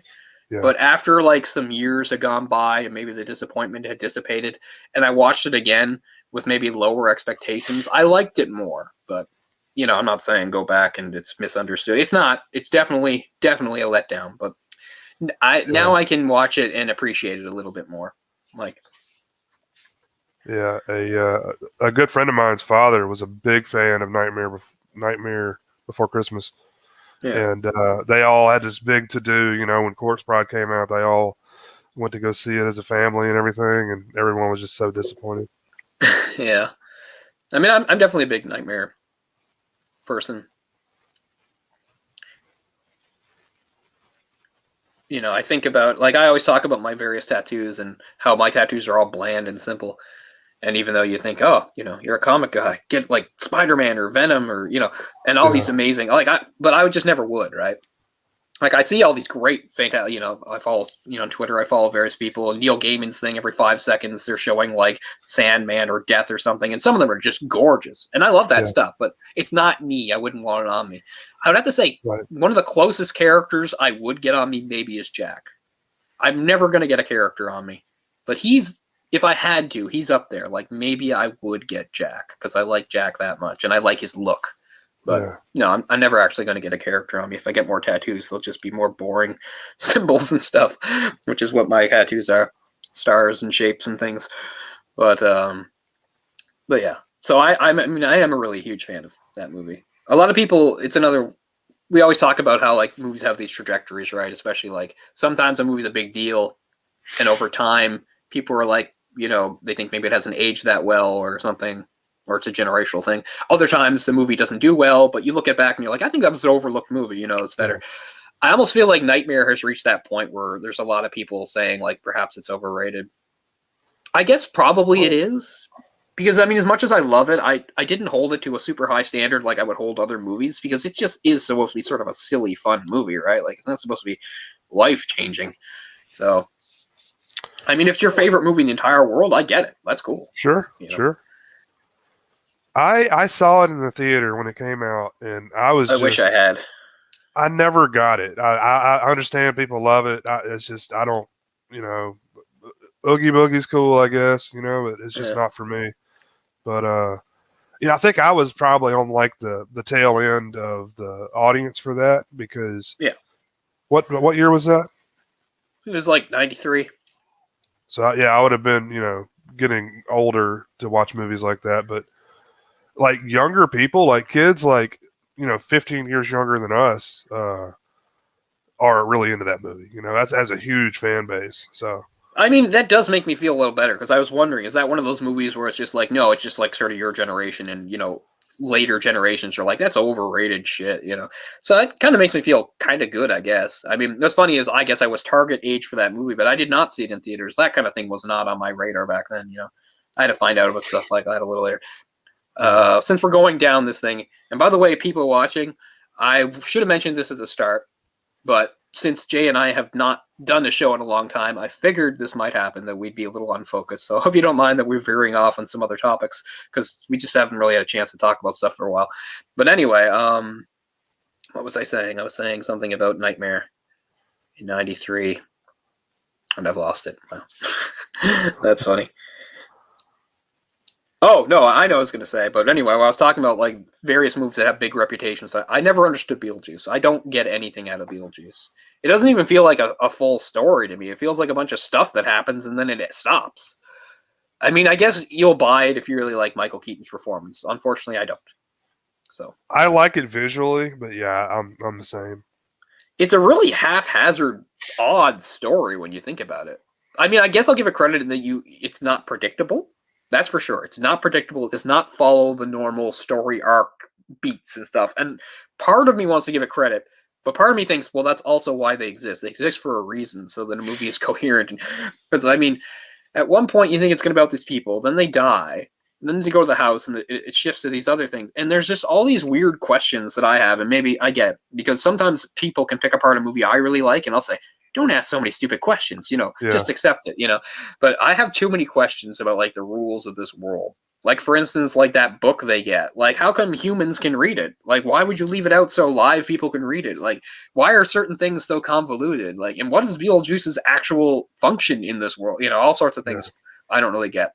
But yeah, so that's a movie that to this day is considered like a stone cold, like a classic of the era. And I'm not gonna say anybody's wrong, but whether I was a kid and went now, has never changed. I've never been my thing. There was a weird era in the late 80s, early 90s where the most popular thing in the world for kids was some asshole comedian, even good comedians, because I'm counting Robin Williams in this, playing some sort of like supernatural being that talked fast. You had the aforementioned Robin Williams as the genie in Aladdin in 92. You had Michael Keaton as Beetlejuice in 88. And you had Howie Mandel as that whatever he was in Little Monsters in like 89 or 90. They were all basically the same sort of character. They were like interacting with kids and people, and they talked really fast, and they were obnoxious and made weird references, and none of those really apply to me. I mean, appeal to me. Genie, I guess, probably wins by default, but he's not great. But there are more of those. Kind of in vogue. Yeah, there are more of those. I'm trying to think. Oh, definitely. Well, I was gonna say like Kazam or something, but I mean, sort of. In a way, I mean, Kazam. I mean, at the end of the day, Kazam is just trying to rip that off from Aladdin, right? It's like a genie who's cracking a bunch of jokes and making a bunch of references and using his magic to show off stuff. Kazam holds up great because it's so dumb. Like it's so fucking stupid. Like, it's one of those movies where, like, I'm glad I live in a world where this exists. Thanks, JB. It's good to see you, too. I've been around. You'll see more of me soon. I promise. But, yeah, I'm just so happy we live in a world where Kazam happened, that it existed. Oh, yeah. Go love Sleepy Hollow. Jake, you must have heard me go on about Sleepy Hollow and how much I love Sleepy Hollow, and how I'll very quickly say it's the perfect storm of everything that Burton does right. All the stuff he does right is all in that movie. I love that movie. If you go back far enough, maybe on my channel, I think Jay and I and possibly Orc do a live commentary of that. We did. I adore that movie. Yeah. Possibly Jay's channel, possibly mine. Maybe I'll link it later or something if you want to watch. Because that was always a super fun movie. That's a movie I watch every single year, early in November. I mean, part of me thinks I should because I keep reading these articles. Like just the other day, there was some article about some girl. I guess she was a rapper. She was a rapper I'd never heard of, and she's already like a millionaire, not because of any of her raps, but because she did like OnlyFans. Like she's only like 18 or 19, and she did OnlyFans for a few months, and she made more money doing that than like her rapping career. Is that Bad Baby you're talking about? I don't think so because I think I'd remember that name, but it was she's some young rapper girl that was on Dr. Phil, the one that was like trying to fight people, like "Catch me outside," how about that, and shit like that was her whole catchphrase. Oh my God! I don't want to think like, of her as successable in any way. Is she successful? 5 years later, the day she turned 18, she went on OnlyFans and made the most money anyone's ever made on OnlyFans, but like an ungodly amount of money. I forget how many millions or whatever. I mean, what a world of creeps we live in. Every time I think of myself as like creep and probably kind of a perv, I can think of stuff like that. Like these people that were like, watched her on Dr. Phil and then got excited when they found out she was going to do this and counted down to the day that, that's fucking crazy. Maybe that's it was Bad Baby, but it's spelled all crazy. That's not how you spell it. It's maybe like, that's what, I don't know. It's like 5 or 6 A's and a D and a silent letter. I don't even get OnlyFans because you don't have to do anything sexual on OnlyFans. The only idea is like, I'll give you content that other people can't see, and there's like no limit on it. Because fucking, let's go down this rabbit hole, Jake. So we haven't talked about this in a long time. Like, have you followed, like with the MMA stuff? Like, have you been aware of Diego Sanchez's situation over the last couple of years? Because you're going to want to look it up after this if you haven't. Okay, well, you know Diego Sanchez. He was on the original Ultimate Fighter. Big time guy. So just a few months ago, he parted ways with this guy who was his coach. And they were together for 2 years. His name was something Fabia. And he had nothing to do with, he was his coach, but he had nothing to do with martial arts, had no background in martial arts. And for a while, they had an OnlyFans together, which is really messed up. And Diego would like tweet out really suggestive sexual sounding things about it, which made a lot of people think, like, are these guys like doing it on OnlyFans? And anyway, you should look it up. This guy was, if you look him up, he's like a con artist scam guy. He's one of those guys that's like, he's one of those like self-help gurus, right? He's like, find the energy and blah, blah, blah. Oh, God, anyway, he was legitimately Diego Sanchez's mixed martial arts coach and the only guy in his corner for 2 years. And you might have seen the thing where footage leaked where he's chasing people around with a knife in the octagon to train them. He's hanging them upside down and punching them in the face to train them. Anyway, they parted ways, but I think for a good 2 years he just like ruined and dominated Diego Sanchez's life. And a lot of people like wonder like exactly how intimate it got, like was there some sort of, like, I don't want to be an asshole and be like, oh, just because I heard this, but there's a lot of stuff that makes you wonder if there was like some sort of sexual romantic relationship between them because of how weird it got.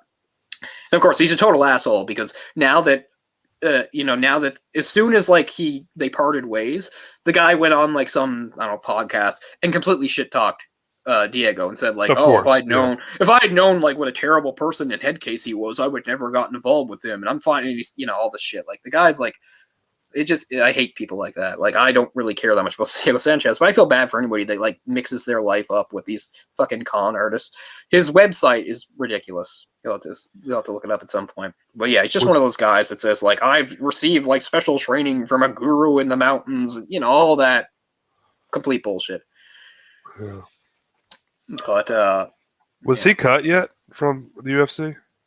Well, what happened was the last time he was supposed to have a fight, again, Fabia, this guy, he did this weird thing where he requested they release his, like, and I don't know why they would have them and he wouldn't, but it had something to do, they requested that the UFC release, like, medical records or something.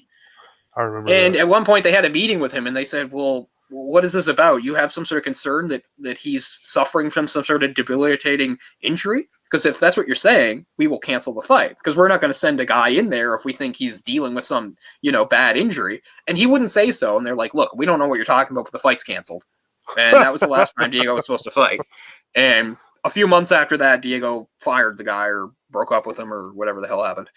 And he hasn't fought. So he hasn't fought in a long time. But during those 2 years or whatever, he lost all his fights except he has like a one disqualification win or something. I remember the last time I saw him fight. I don't know if you were watching, but I remember I was talking to you on Twitter at the time, and I said, fuck, he looks really fat and out of shape. Like, I think that's the last time he actually fought. and that guy was in his corner. He looked really bad. And he lost, right? And he got, I think he got like TKO'd in the second round or something. But anyway, that's a whole thing. That whole Fabia thing. Explains why he's sucked the past couple of years. Yeah. I mean, he's one of those guys who's, he was never going to be a champ. And he was also had a really wild style, right? He was a brawler. He'd take a lot of damage. So it's not like he was going to age super gracefully, but having that guy in the mix, just terrible. And, that guy will find something else. He'll get his hooks into someone else. I mean, it's just random he found an MMA fighter because the guy has no, martial arts background or anything like that. Who knows how they got? There's probably some explanation how they got together. But it's like cult leaders, people that are just able. They're good speakers, and they're fast on their feet, and they're able to con people. Yeah, and if people watching think I can talk a lot, like you look up this guy. At one point, they're doing some sort of interview where they're like on the front seat of a car, and they're on an actual podcast or show or something. The guy's interviewing them, and he's doing most of the speaking for Diego, as you might expect. And then at one point, the guy throws him a bone and says, all right, here, why don't you explain what your thing is, what your deal is, what your, the thing that this Fabia guy offers, right? Fabia talked for 47 minutes. Can you imagine?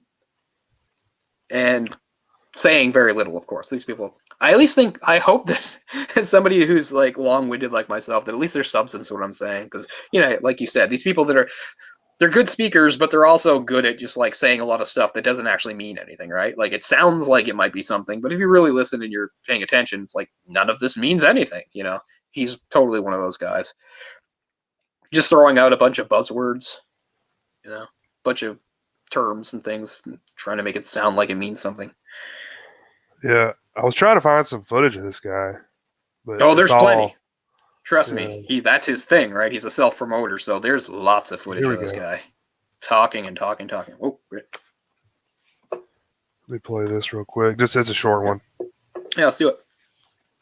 Extra content. And it's leaked, so they can't very well copyright leaked stuff. Yeah. Plus, this guy loves that we're talking about him, even if we're saying he's a psychopath and an asshole. He doesn't care. Stroking his ego. Yeah. So here's what you're talking about hanging upside down. Yeah. And he's just like slapping him in the face. Like, this is some good training. And he actually he actually had to defend this at one point, and he said, well, he was like sort of teaching Diego's body how to respond to hits. And we're thinking, this is one of like the biggest brawlers in the UFC's history. I don't think he needs any more. He doesn't need any more practice on taking a hit. Yeah, he's not kicking hard, but still, it's ridiculous. Yeah, this will help you fight. We've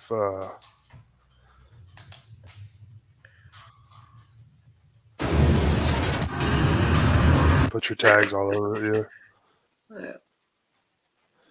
Man, you want some CTE? I think we've learned that repeated head trauma is not good. Yeah, he also would get in the octagon and chase guys with a knife. Which, I mean, what does that teach exactly? Is it okay? Let's pretend that every fighter you fight actually has a knife. Well, they don't. Yeah, but if you fight like they do, well, then I'll be too scared to go near them. Like what the fuck?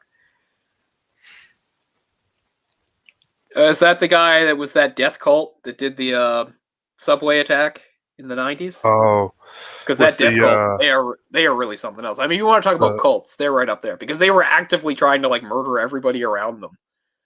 They were buying like plutonium and like setting up shop in the Australian desert. Wasn't it like sarin nerve gas that they released? Yeah, they released a bunch of nerve gas on the subway in Tokyo. And that must be him. I mean, who else could it be? He also has like 26 children or something, as you would expect from cult leaders. He was actually executed. Yeah, I see that. Yeah. Somebody who loves Japan and knows so much about Japan, one of the things I've always found surprising about Japan is that they've got the death penalty. They've had the death penalty and they use it. I mean, not often because they don't have much violent crime.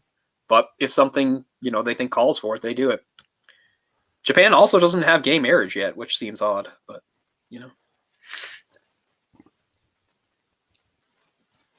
But that's got to be the guy, right, Jake? I can't imagine somebody else. He has quite a quite a history here. I'm trying to just search And they here. didn't execute him until like 2016. So like a lot of people that get put on death row sits on death row for a long time before they actually do it. I'm not a fan of the death penalty. I don't believe in it or agree with it. But I will say, if you have it, I think, do it. It doesn't really help to have people on death row for 25 years. I think you may be thinking of Shoko Ashihara. Ashihara. Oh, so this is a different guy. Asahara. Yeah. Yeah, that sounds right. So this is a different guy. Okay. I'll have to look into him later.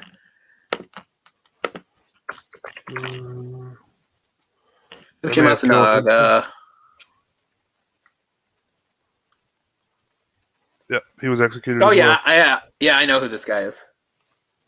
Yeah, I recognize his face.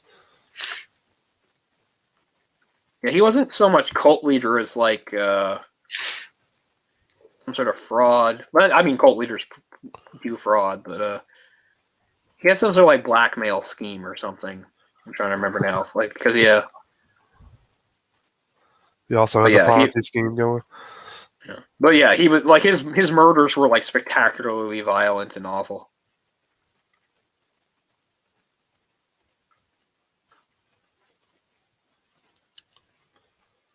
Oh yeah, I'm starting to come back. Yeah, I've read it. Yeah, okay. Because he got somebody else to like kill somebody for him, kind of like Manson did, and seeing the thing about torturing people with electricity. Yeah, I definitely read about him before. Killed 7 people, but he affected way more than that. Yeah. But no, I was thinking about, I'm sure Jake knows that death cult. Because I mean, it's one thing to talk about like cults that getting out of hand, but I mean, it's hard to think of anything worse than them. Because I mean, they were pretty on it. It's just like, they wanted to like get like nukes and like blow up the world as far as I could tell. Like they were getting a plutonium and stuff. And they had like weapons storage and like out in the Australian outback or something. Like, they were a real death cult, doomsday cult. Except they thought they would bring doomsday out about themselves, I guess. Crazy. Cults are interesting. Oh yeah, I just watched the HBO one about the NXIVM stuff. Oh really? I haven't watched that yet. It's good. I've seen a lot of stuff about NXIVM, but I just haven't watched that one yet.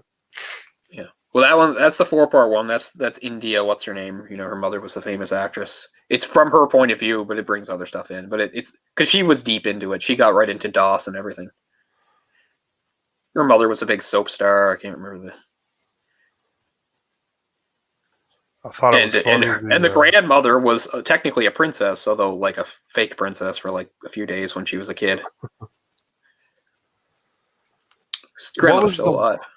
What was the one with the Nikes that they all killed themselves? The Hellbop comet. Oh yeah, I don't remember the name, but I know what you mean. But this is the one that's called like Seduced. It's like Seduced inside the NXIVM cult or something like that. It's four parts. It's like 4 1-hour long things, and she's the main focus of it. India, whatever the hell her name is.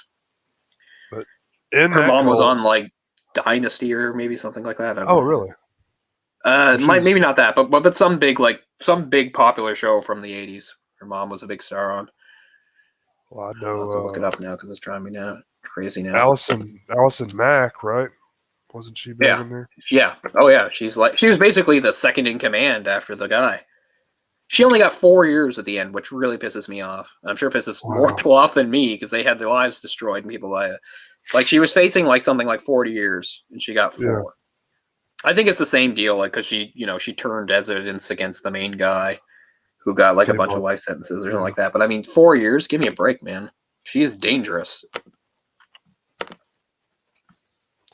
I'm sure they played it like she's a victim like all the others. Oxenberg, that's her name. India Oxenberg. Her mother.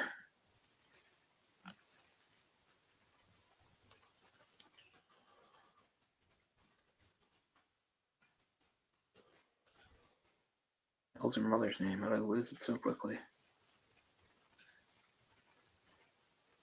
Oh, she's got the brand. Oh yeah, she got branded. She was right into it. The DOS thing. Yeah, I was gonna say she must be pretty young. Yeah, she's 30. Catherine Oxenberg is her mother, and Catherine Oxenberg Was on, yeah, she was on Dynasty. She was a big star on Dynasty in the 80s. Like, she's 59 years old, and she's just still really, really attractive. Yeah. But anyway, that one that's on HBO, Seduced, like, they're the main people talking about it, but other people obviously are involved. But the epilogue of that is super depressing because it shows like he still has like followers that like either don't believe in the stuff against him or don't care, and they don't even like mind showing their faces and stuff.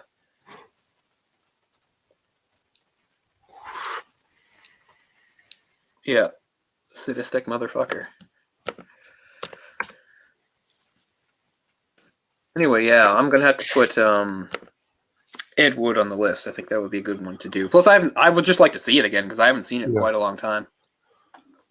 That's another one that I saw. It was funny. So back in like 2005 or something, it was my second stint at university when I went back, and I was in that, and I was taking that theater course that I met the girl that was my girlfriend, and I'd lived with for a while after that. But anyway, even though when I first started that class, my eye was not on her. There was a girl in our class.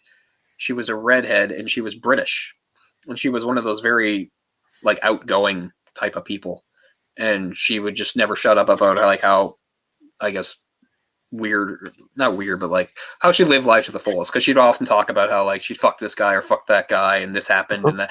Anyway, and I was sort of fascinated by her, and I remember I was out with her and a couple other people. Like, I don't even think she knew who I was, but like somebody invited her to go. There was some showing of some movie in not a theater, but like, well, it was like it was on campus. It was one of the buildings had like a place with a projector, I guess, right?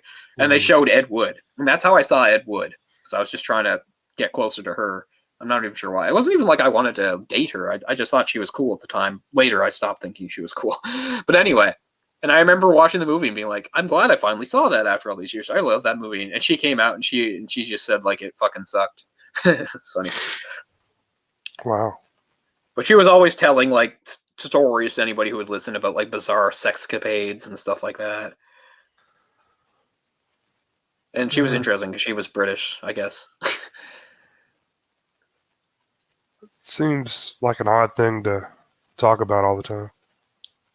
I guess it fits a little more into that environment than others. We were a theater class. Right. Although she strikes me that like if she had like worked in an office, she still would have said the same stuff to her coworkers. Mm-hmm. Like she basked in that sort of attention. Like she liked the idea that she was sort of glamorous and free. I don't know, but anyway, it was only because of her that I wound up going seeing that movie, and I was really glad I saw it. I got something out of it, but she thought it sucked. Gary Oldman can do no wrong. Well, Jake, if you know me, I never understood why he went for Ramona. I would have stuck with Knives. Younger and Asian. But anyway.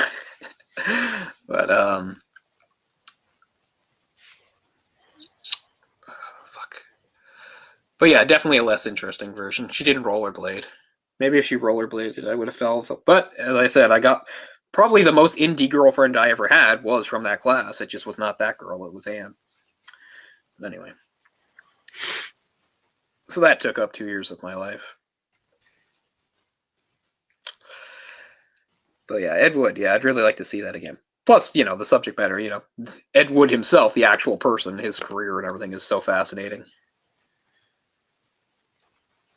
I mean, Ryan and I rented Plan 9 like back in like the mid 90s because it had, even before like the internet was really that much, like we'd somehow heard of like, its reputation, and we rented it from Blockbuster. We didn't rent it from our normal store. We rented it from Blockbuster, and they had it, and I remember watching it, and I got it. Like, I enjoyed the hell out of it, I have to say. It's terrible, but it's definitely one of those so bad it's good movies where you can really get something out of because it's so dumb. Love Plan 9. And his other movies are also quite interesting. What was that, Glenn and Glenda? Glenn and Glenda. I mean, at the time, you could think he kind of broke some barriers for some... Yeah. Totally. What's the word? Cross-dressers, at least. Yeah. It's really it's an interesting thing. It's not like, I mean, he doesn't want to be a woman. He just wants to dress like a woman. Yeah. Exactly right. There's all these different. That's what it is like with the drag queen too. Like, because like cross-dresser is probably the most neutral. in that like you could just be like a straight man who enjoys that.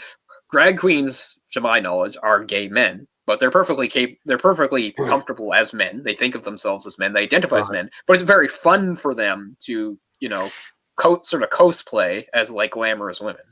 And then, we get into other stuff. Yeah, I can't imagine. Was that the 50s or 60s when that movie came out? Glinda might have even been late 40s. I'm going to check on Wow. that right now. I can't imagine, man. It was some old. People, heads were exploding with that shit. Yeah, well, I mean, they would have more so, I suppose, if 53. So I was thinking maybe even 53 is still. Yeah. I mean, we're before the civil rights era, so. Yeah. I like how, like, speaking of, we did one of the movies on the short list of when people talk about the greatest movies of all time. We covered here. We did Citizen Kane, and I love how, of course, in Citizen Kane, in addition to just being a fantastic movie, the big deal was like that Orson Welles wrote it, he directed it, he starred in it, and I think he was like one of the producers on it. And like Ed Wood was like the first guy to like copy that in one of his movies, and he thought it was such a great accomplishment. Of course, the movie was complete garbage, but he did the same thing. Like he wrote it, he directed, he starred. That might even be Glenn or Glenda.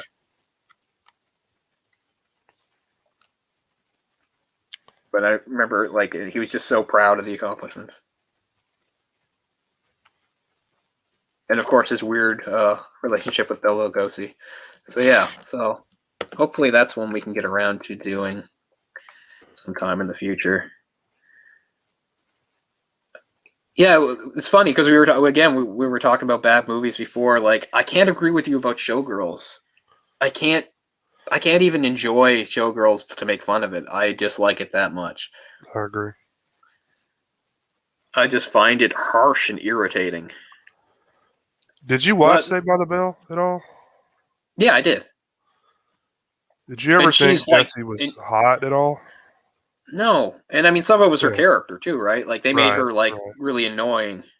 And I mean, I don't mean to be a jerk. Like, she was the social justice warrior person, and I'm not against that, but they made her so in your face about it. Like, it was like they wanted you to hate those people, Yeah. She's like, everything is sexist and everything is bad and blah blah blah, and she wasn't wrong about some of it, but they just played it for laughs so much. It's like, you're not supposed to take her character seriously anyway. She's an idiot. She's all hyped up on pills. I'm so excited. So no, I mean, it's kind of disappointing. I mean, if Tiffany Amber Tyson had been in Showgirls, it'd be like my top 5 favorite movies of all time. I would have it going right now. Yeah. It was like, here's Jessie Spano is all nude in this, NC-17 is a weird new rating. Yeah. And it's like, that's not an angle that appeals to me. Plus, like 1 year later, like Striptease came out, and as far as like quality nudity goes, blows it out of the water. Also a very stupid, crappy movie, but at least it delivers what it promises. It's a better movie, but yeah. Doesn't say a whole lot. Demi Moore? Demi Moore. Hey, did you know that, it's funny, because just before I came here, I watched a bunch of trash, shitty movies. I watched a bunch of revenge movies. And of course I had to go back and watch, the original I Spit on Your Grave. Did you know that cover with I Spit on Your Grave is an underage Demi Moore? That's her, right? Yeah, I've heard it is, yeah. Yeah, and she's like 16 or something. That makes me feel so bad. Yeah, it's just a cover, and you don't even see her head, so I don't know. Yeah. I mean, I guess you can feel bad if somebody's like masturbating to that cover specifically or something, I guess, but yeah. I always wonder if stuff like that winds up happening. If I ever did, I was under 16, so. Yeah, there you go. Yeah, she was 16 or 17. But yeah, I only found that out recently. I didn't know that. I'd heard the rumor, but I think someone actually proved it recently. She confirmed it herself, apparently. Oh, she confirmed it. Okay. I think because she had denied it for a long time. I think it was something like that. Anyway, I can't remember any of the quotes from Showgirls, honestly. I can't remember a thing. Mostly, I just remember like the stupid Vegas dancing scenes. I remember the book ending, which was something to do with a guy trying to pick her up in a truck. He like does something bad to her, and then at the end the tables are turned. It's a weird bookend for the movie, so it's supposed to be funny. And of course, I remember the dumbest sex scene in all of cinema in the pool, where she's just like thrashing like she got hit by a taser. Yeah, she's grinding on his sternum. Yeah. Even for somebody who's like 12, 13 or whatever when this movie comes out and like, starved for that kind of stuff, like it was not erotic. I was not very aroused. I was more confused and concerned. Yeah, I think you still came out better with that one, Dan, than The Pagemaster. I think Showgirls may be a better movie than The Pagemaster. But Pagemaster, I will say, I can watch to make fun of more. Yeah. But yeah, Pagemaster is pretty damn awful. That weird 90s period where they're like, we can challenge Disney. No, we can't. I don't remember what I snuck into, but I got a ticket to... It was a movie called Alive that was about the plane crash. The plane crash, yeah. They were like Chilean soccer players or something. Yeah. South America, yeah. Crashed in the Alps, had to eat each other. I've never seen it, but yeah. I've never seen it either, but I got a ticket to it. I've got a stub to it still. I think that's like 93, maybe. That sounds Something about like right. that. What did you actually see? I don't remember. Oh. But you got a ticket to that to see something else. To see something else, yeah. Probably wasn't any good, or I would remember. If we look at the release date, I could probably tell you. It wasn't until I was older that I technically snuck into movies. And it wasn't exactly sneaking in. Because what I would do is I'd buy a ticket and I would watch something. And then I would just stay and go in for something else. Well, yeah. Now, I mean, I did that forever, but my local theater, they stopped putting the titles on the screen, so you don't know what movie it is. Like, unless you buy a ticket, it tells you. But they don't care. I'm up there all the time. I've got the Regal Rewards or whatever the hell it's called, so yeah, I could watch as many movies as I want anyway. So yeah, finally something like that has just been offered to me. I got like that email just a few days ago that finally I'm not going to do it, but if you pay a certain thing and every month they'll give you tickets and you can just go see as many things or whatever. I don't know how it works. It's not exactly like yours, but it's a similar sort of deal. I get a discount on concessions. I get free stuff. Yeah, that's part of it. It's like 10% off concessions or something. I get like free popcorn and a drink on my birthday, which is kind of cool. But yeah, I mean, I like it. I'm mixed. With the obviously the recent times, it really hasn't been a lot of great stuff at the theater, but I think at least we're moving in the right direction. I don't know what the future will hold for that. What sucks is like for a while early in the year, certain things had opened back up again, like the theater. It wasn't until April that the fourth wave hit Canada and stuff started closing again. And April was when I wanted to see Mortal Kombat, and I never got to see it. And since then, I've seen like 3 movies, but none are like movies I really wanted to see. It was more I just wanted to get to the theater. So when they opened up again in like July or something, I was like, I'm gonna go. I saw The Green Knight like a little while ago. It's pretty good. I mean, it's nice because it's just different. Like it's just nice to see something different like that. It's not a comic book movie. It's not part of a franchise or a sequel or anything. I mean, it's based on something, but it's based on it's based on a medieval poem. So it was nice to see something different. So I liked it for that aspect. They really changed the ending. The ending is nothing like the ending of the original poem, if anybody's wondering. But I like Dev Patel. He's one of those guys I find very watchable. So it's he's on screen for like 100% of the movie. So it was a very well made movie. It's just not for me. Yeah, I'm trying to think of what I saw because I'd gone something like 9 or 10 months without seeing anything in the theater, and then I saw like 3 within close, and now within only a few like weeks of each other. And now I can't think what the other movies were. Green Knight was the last one. What the hell did I see before Green Knight? What has it even been in theaters? Black Widow. I saw Black Widow. I was really disappointed. Like the first 20-25 minutes of that movie really had me. I was thinking this might be one. Is this going to be one of the best of the Marvel movies? And then it just goes off the rails. I wanted to see it. I messed up and didn't see it in the theater, and I missed it on HBO. So yeah. Well, again, I'm not going to go really in depth, but I'll say one thing that really disappointed me was like that the main like thing the bad guy is doing in it is like a mind control thing.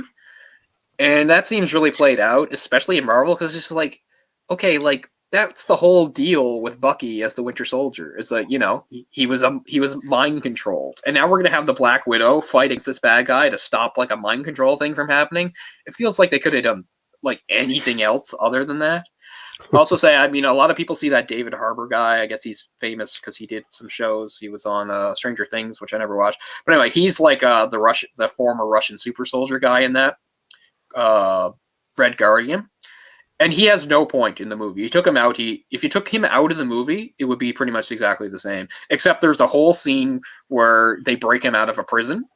So you need him for that. But once they broke him out of the prison, and then he served no purpose after that. Like, and I'll also say, like, the main thing a lot of people like about the movie is the other Black Widow, Yelena Belova, who is an actual character. A lot of people like that actress's portrayal, and I really, really don't. I don't mind changing characters sometimes, but because sometimes people are like, "Well, what's so bad about it?" But my question is just like, what was so bad about the original character? Why was it that bad that they had to change it? Like, I like that Yelena Belova was really driven, was super obsessed with being the best, and saw Natasha as her idol, but also like her competition. Like, she wanted to replace her and show that she was better. That was her thing. In this, it's nothing like that at all. In fact, she's really laid back and irreverent, and I think that's what people like. Like, she makes like these little witty quips, and she's really kind of calm and laid back, and in situations, bullets are flying, and she's making weird quips. I think that's what people like, and I don't like it because to me it's completely wrong for the character. But anyway, we've talked about many things. I'm not going to go down another Marvel spiel, but yeah. So I was super disappointed because like I saw previously the movie and I was like, didn't have strong feelings, but I thought it's a Marvel movie. I'll go see it. But the first 20 minutes, I was really engaged and hooked, and then it just went in a direction I didn't like. And we won't even talk about Taskmaster, but another good villain wasted. Marvel loves to waste good villains, man. Yeah. Like, it's practically a Mandarin situation. Practically. What's funny is, since we're here, I'll just mention really quickly is, and something that sucks kind of about Disney Plus and stuff is, of course, if you have Disney Plus, you can watch all the Marvel movies. Great. However, there are some little shorts that came with the movies if you bought them on Blu-ray that are not on Disney Plus. And one of them, I can't even remember what movie it is, but one of the movies, it might be like one of the forgettable ones, like Thor 2 or something like that, right? Oh, that's the only way you can watch this little short movie that is like a 5 or 6 minute movie that is a follow-up to Iron Man 3. Because if people remember in Iron Man 3, Sir, what's his name, played the Mandarin, right? But the whole thing was he was an actor. The Mandarin was just an act, right? And that was sort of disappointing. In that thing, it shows him in jail. Oh, he's Gandhi. Ben Kingsley? Ben Kingsley. So so this little short is his character, Trevor, the actor. He's in jail for the role he played. And there's a bunch of prisoners around him and stuff. And anyway, at the end, basically he gets like some sort of note or threat. It points out that the Mandarin is real, and he's super mad that he impersonated him. So that's actually true and part of canon, but most people don't know it, and it's not addressed. And none of those shorts, and there's other little shorts too, and some of them don't even have much of a purpose. They're more like for a joke, but none of them are on Disney Plus, which seems really dumb. But anyway, but it made me a little happy because it's almost like a do-over. They haven't shown us the Mandarin, but they're saying he exists. I think they're going to at least mention him in the Shang-Chi movie, which is why I'm bringing it up, because they're talking about the Ten Rings, which is obviously Shang-Chi. I am super pumped for Shang-Chi. That's one I'm really pumped for, so I will be really let down if it's bad, because he's just a character I love. Love that character for many, many years. I mean, it's kind of predictable, right? He's a kung fu guy. I like that stuff, but I just always liked that character a lot. By far. That's one of the few examples where they actually took a character from the comics and did better. Like, in the comics, he's never been really used to his full potential, and they do it in season 1 of Jessica Jones. It's why seasons 2 and 3 are so disappointing. Like, do not watch seasons 2 and 3 of Jessica Jones, but 1, absolutely watch it. And everybody remembers that I fucking hate the character, but season 1 of Jessica Jones is great, and that's the main reason. Really, really, really good version of Purple Man, probably better than he'd been used before in the comics up to that point. So I totally agree with that. 100%.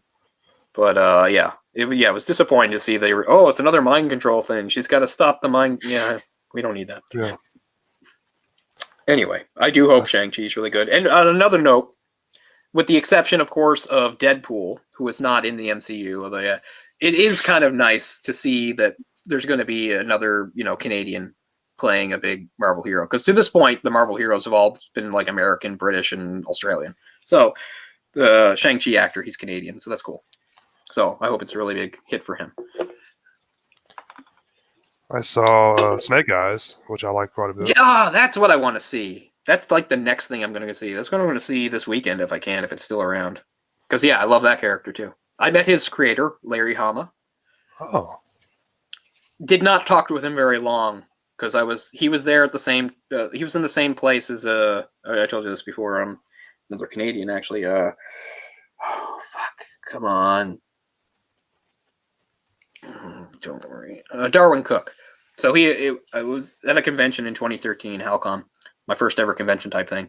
And I was just there, I guess, at a weird time because they had tables right next to each other and like nobody was there. So I went up and I had like unfettered access to them. And I had a bunch of stuff I wanted Darwin Cook to sign. And he didn't mind at all. I kept taking it out. He's like, you got it, I'll sign it. And he was really nice. I feel bad because, I mean, I guess if you had to pick, I like Darwin Cook more. Darwin Cook died, by the way, very sad, years ago. Way too early, like in his 50s. But anyway, but I mean, I love Larry Hama. So I always think back, I always feel like I kind of ignored Larry Hama in favor of Darwin Cook. I did talk to Larry Hama, but not for very long. I did not take advantage of the fact that, this was the guy that wrote the G.I. Joe comics. This is the guy that has one of the best runs of Wolverine, Love Larry Hama. And he is the inventor of Snake Eyes. I might have like very quickly said something like that to him, but I did not really have a conversation with him because I was talking to Darwin Cook. Which I don't regret because now Darwin Cook's dead. I can never talk to him again. Maybe someday I'll have another chance to meet Larry Hama. Don't die, Larry Hama. We need you. But anyway, so you enjoyed it. That's good because it's a movie I was really looking forward to. Just to enjoy. Not take too seriously, but just have some fun that's with. what it is. Yeah, it's just a little fun. Yeah. Fun watch. Yeah. Yeah. So hopefully I will get to that once I get back home. I didn't know what to expect. I think I heard a couple people say it was pretty good, so I just kind of went in blind. And I was pleasantly surprised. So here's something interesting. This is called like G.I. Joe Origins, right? Mm. And it's Snake Eyes. It's like, here's the story of Snake Eyes. Remember they tried to do that in Marvel years ago with the Wolverine movie? And then they never made any more? I really hope they can actually make some more G.I. Joe origin movies if this does well. Because it kind of sucks to make it seem like it's a series and then they just don't make any more. I'm not sure what they can do. I mean, if it's successful, maybe. Yeah, I mean, obviously Snake Eyes might be the most popular G.I. Joe, so it makes sense. But I mean, couldn't you do just wipe out the others and do like a Cobra Commander movie? Sure, I think Sergeant Slaughter. Could you still do that in today's world? I don't know. Maybe not Sergeant Slaughter, but somebody deserves it. Yeah, so that's the elephant in the room is Suicide Squad, which I've just been ignoring. But a lot of people say it's way better, so I probably won't go see it, but of course I'll see it. I loved it. I've seen it twice. Yeah. And I hated the other one, so. Yeah, I hated the other one too. The other one pisses me off to no end. Or the other Birds of Prey also. Hated Birds of Prey too. Yeah. Yeah, so I just mean, I know I shouldn't judge one by another, but because they're all so different from each other anyway. But I just have such low expectations for these movies. The last one I sort of enjoyed was Shazam, and that's only because I didn't really, it's not like Shazam is great or anything, but it's a good movie. It's I'm looking forward to that sequel. It'd be nice if Superman was actually in it. Yeah, we'll see. But yeah, I don't know. Maybe I'll see Suicide Squad in theaters. I don't know. G.I. Joe is definitely sort of the priority, but yeah, James Gunn has had a wild career. Yeah. Anyway, there's so many other things we could talk about. We'll save it for future things. We can wrap up here. Go back to the Long Good Friday. I know there's probably some stuff I forgot because I haven't seen the movies recently as I usually have when I watch these movies. But, I was trying to think of the director, but the director did not, that's easily his best known movie. He did not really do anything that significant besides that, which is too bad. But it was a late start for, as we said, a late start for Bob Hoskins, but kicked off a nice career for him. Very good actor. I'm sure kids everywhere were excited when they found out Bob Hoskins was going to be Mario. They're like, yes, of course, that guy. Yeah. No. But just taking a look. He's so good as Smee. Like, Hook is a movie that does not hold up as that at all, but he's so good as Smee, right? Like, he's so good. Yeah. Like, he's like perfect. I mean, it's a small role, but he nails that. I love his Smee. So good. He may be the best part of the whole movie. Yeah, I mean, really. Because I really don't like that movie. No. That's a movie I thought was okay as a kid, and now like I'm like, what the hell was I thinking? Type thing, But just trying to look at some. I've never seen Mona Lisa. I've heard that's good, which is also a crime movie that could have been done in this series. I've heard that's quite good, and he's in it. I think So Jake that and Dan both mentioned it earlier, so yeah, Yeah, probably should check it out. easily could have been done. His 90s output's not so great. Because not only is he in Super Mario Brothers, he's also in Michael and Spice World. I mean, ouch. Those are some bad 90s movies. I forgot that he's Khrushchev in Enemy at the Gates. Again, small role. Nails it. Yeah. Oh, man, he's in Son of Mask? That's awful. But yeah, an interesting mix of some like really good movies and some really terrible ones, which, I mean, it's for a lot of people. The last movie he did was Snow White and the Huntsman, which is not good. But still, I'd say a good career. Oh, yeah, that's right. He's in Hollywoodland. That's an underrated movie. Did you see Hollywoodland? It's about it's Ben. People always hear me shit on Ben Affleck. Well, here's a Ben Affleck movie I like. It's a movie from 2006 called Hollywoodland, and it's got Ben Affleck as George Reeves, and George Reeves was the actor who played Superman in the 50s. Because remember, he died in a weird way. Anyway, it's about that. It's a pretty good movie. I don't believe I've seen that one. I'll have to check it out. I think it's certainly worth a watch. Like, I don't think it's going to blow your mind or anything. It was in that period in the mid 2000s when Adrian Brody was a big deal. Adrian Brody's like the detective in it. But anyway, I think in the movie, Reeves is already dead. So all the scenes with Ben Affleck are in flashback, I think. But anyway, I think it's a pretty good movie. So it's about it's like a 50s style noir movie mystery, and the George Reeves stuff is actually interesting. Bob Hoskins plays Eddie Mannix, who was a big time studio executive of the era, and he's very good at that too. So yeah, that's a movie I'd recommend. Like, you're not gonna be like, wow, but it's a good movie. I'd like to see it again. So yeah, that's another pretty solid role for good old Bob Hoskins, who I guess was mostly a character actor, I guess you would say. But really, you got to start. Oh yeah, he's in that really fucked up movie American Virgin. American Virgin is like the movie that like predicted OnlyFans like 20 years before it happened. Yeah, that movie you couldn't make that today. That's the one that the the two guys that did Canon Films, like they did wherever they're from, they did that country's version of American Virgin. Okay. That was like their claim to fame there. Then they moved to Hollywood. Oh, Jake's showing his knowledge again. Dropping Atom Echo in. Very good.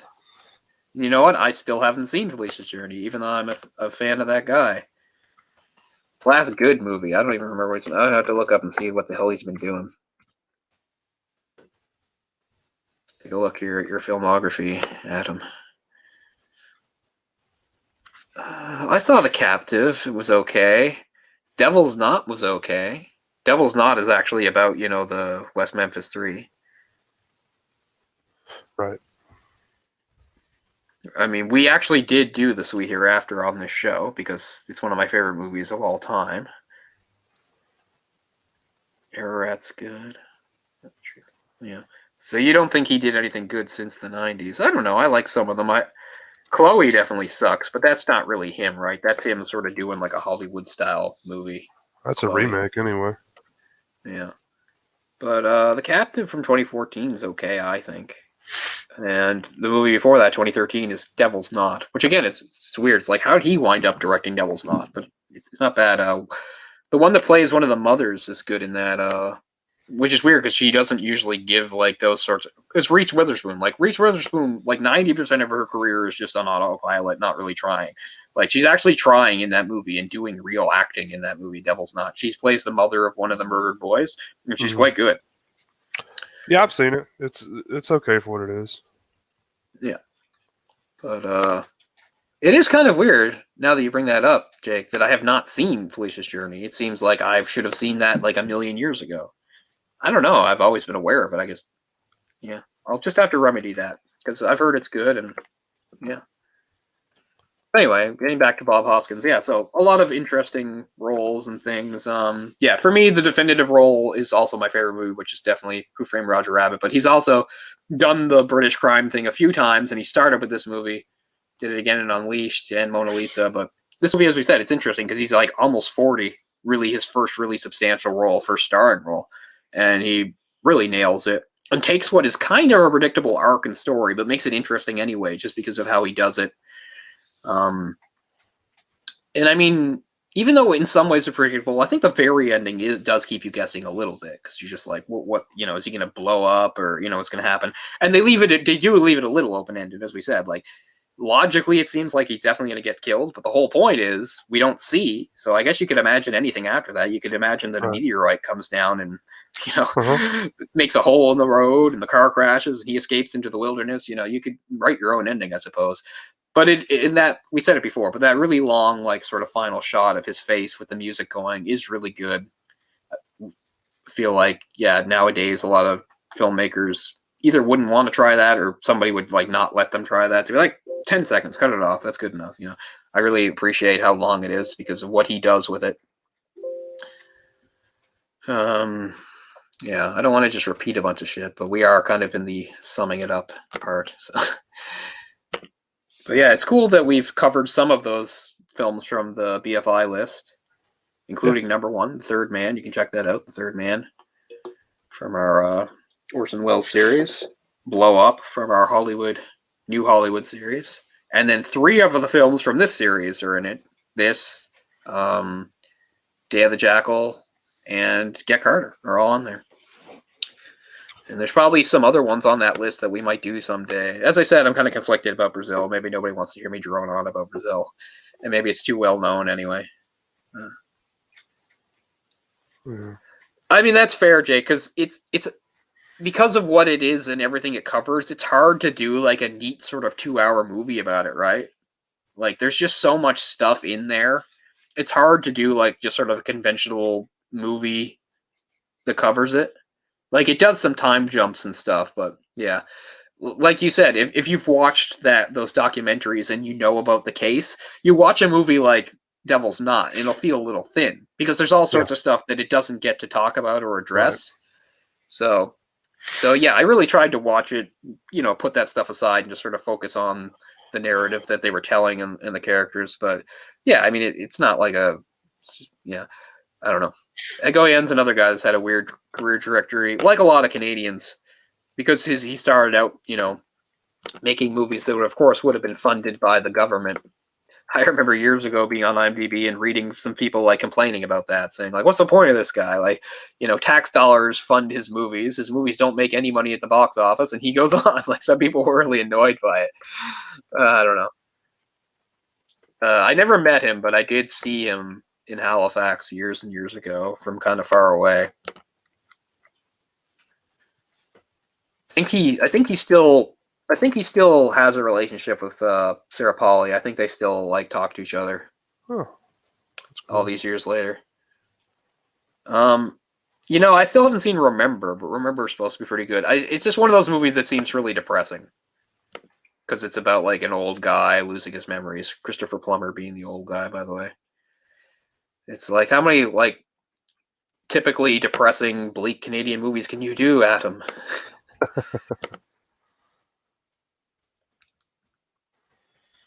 But I mean, if all he did was like Exotica and The Sweet Hereafter, I'd love him. So I mean, it makes it. I mean, certainly I understand why Felicia's Journey is good because those are all in a row. Exotica, then The Sweet Hereafter, then Felicia's Journey. That's easily probably his best period. Yeah. Exotica is another movie where I wonder if it would be worth doing here or if it would just be we wouldn't have enough to talk about. I'll have to rewatch it. What I like about Exotica is that it came out in 1994, and you would think in all the time since something else like it would have come out, but it still remains pretty darn unique. Huh. It's another one I need to rewatch. I pretty much need to rewatch everything by him except for Sweet Hereafter because I know that like backwards and frontwards. But and I mean Sarah Polley, even younger, is in that. And I think a lot of people don't know that Elias Koteas is in that. I see that. I think a lot of people don't know that he's Canadian, to tell you the truth. I didn't either. It's funny, you know the one person, I already mentioned him earlier, the one person that I often forget is Canadian because he never gets mentioned because when people talk, and I already mentioned him earlier on the show, because people will talk about like one of the strengths of Canada when it comes to performers is of course like we have a lot of famous comedians, right? We've got Mike Myers and Jim Carrey and Martin Short. I know there's definitely more that will come to mind, but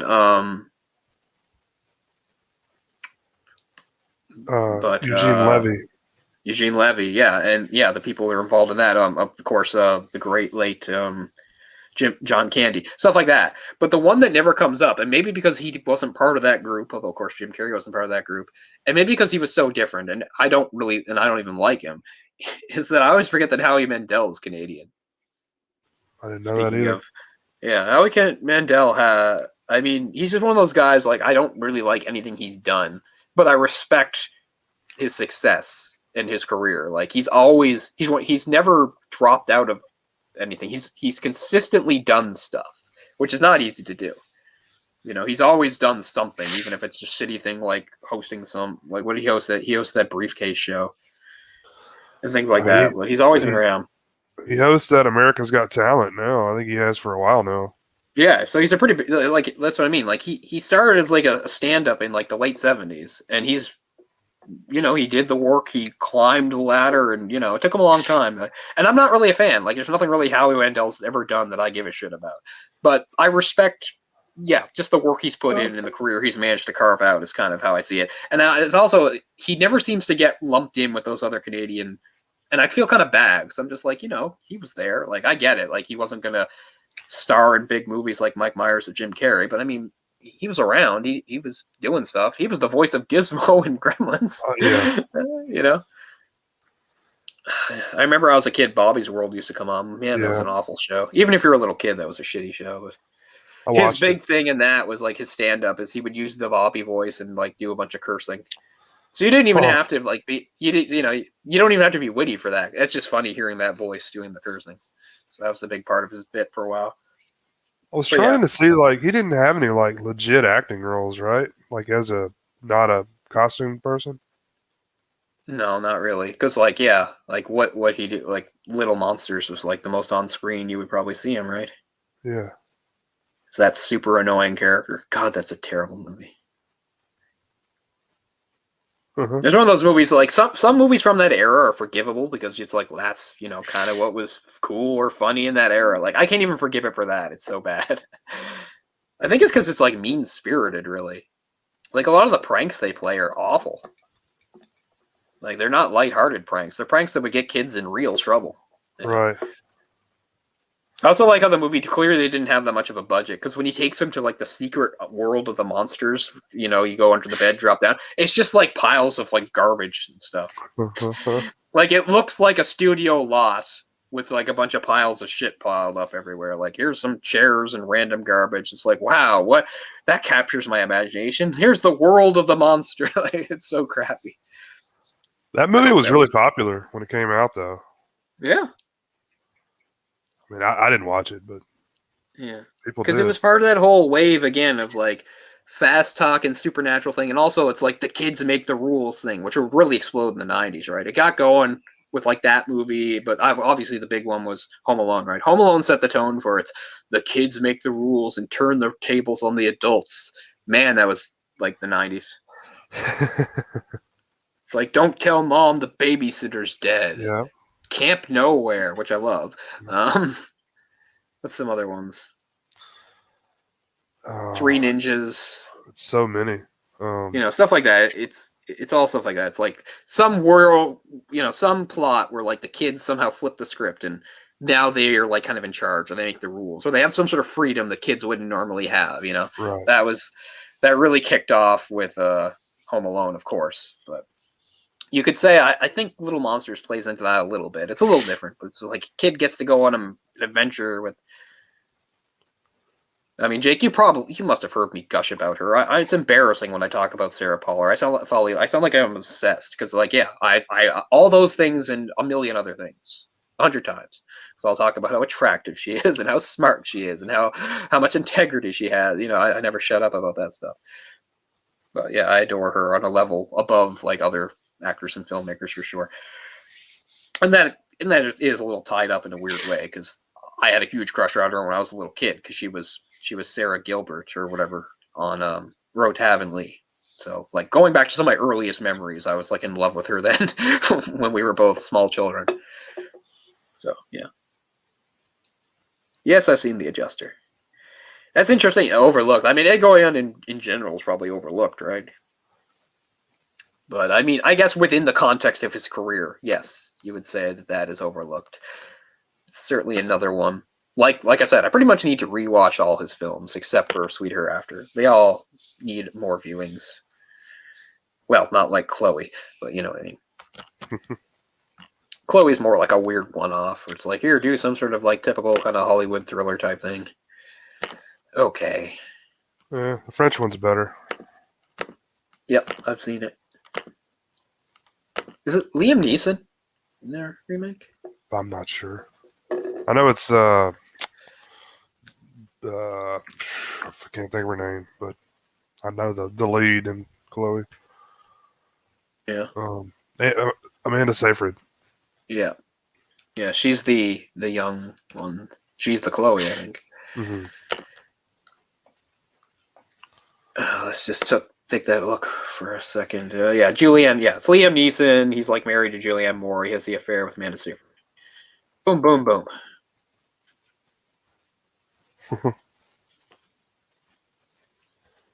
How old is Amanda Seyfried now? She's not. I always think of her so young, but yeah. Oh, she's around your age, probably. Yeah, she's born in '85, so she's in her mid-30s. So. She looks great for that. I mean, I'm not saying that's old or anything, but I know when she did that, the Twin Peaks season 3, whatever they called it, the revival or whatever. She looks like she's playing like an 18-year-old in that, and she looks it, Yeah. Some of it is those big eyes that she has. Yeah.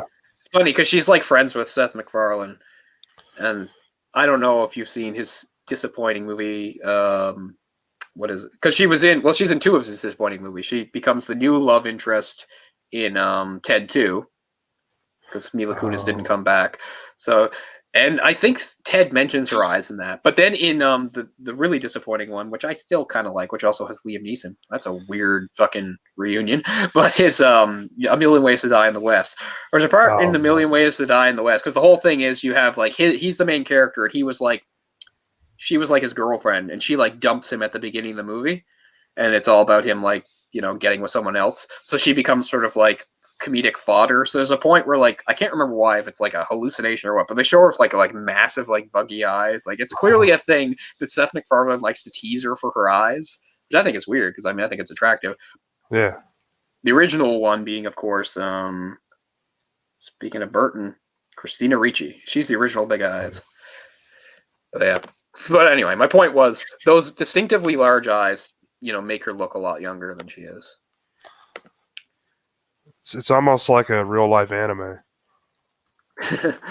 and when you think, I love anime girls, they're so pretty, but you see it in real life, it's not. It wouldn't be pretty, right? Yeah. Some things that have to stay on the page. Right.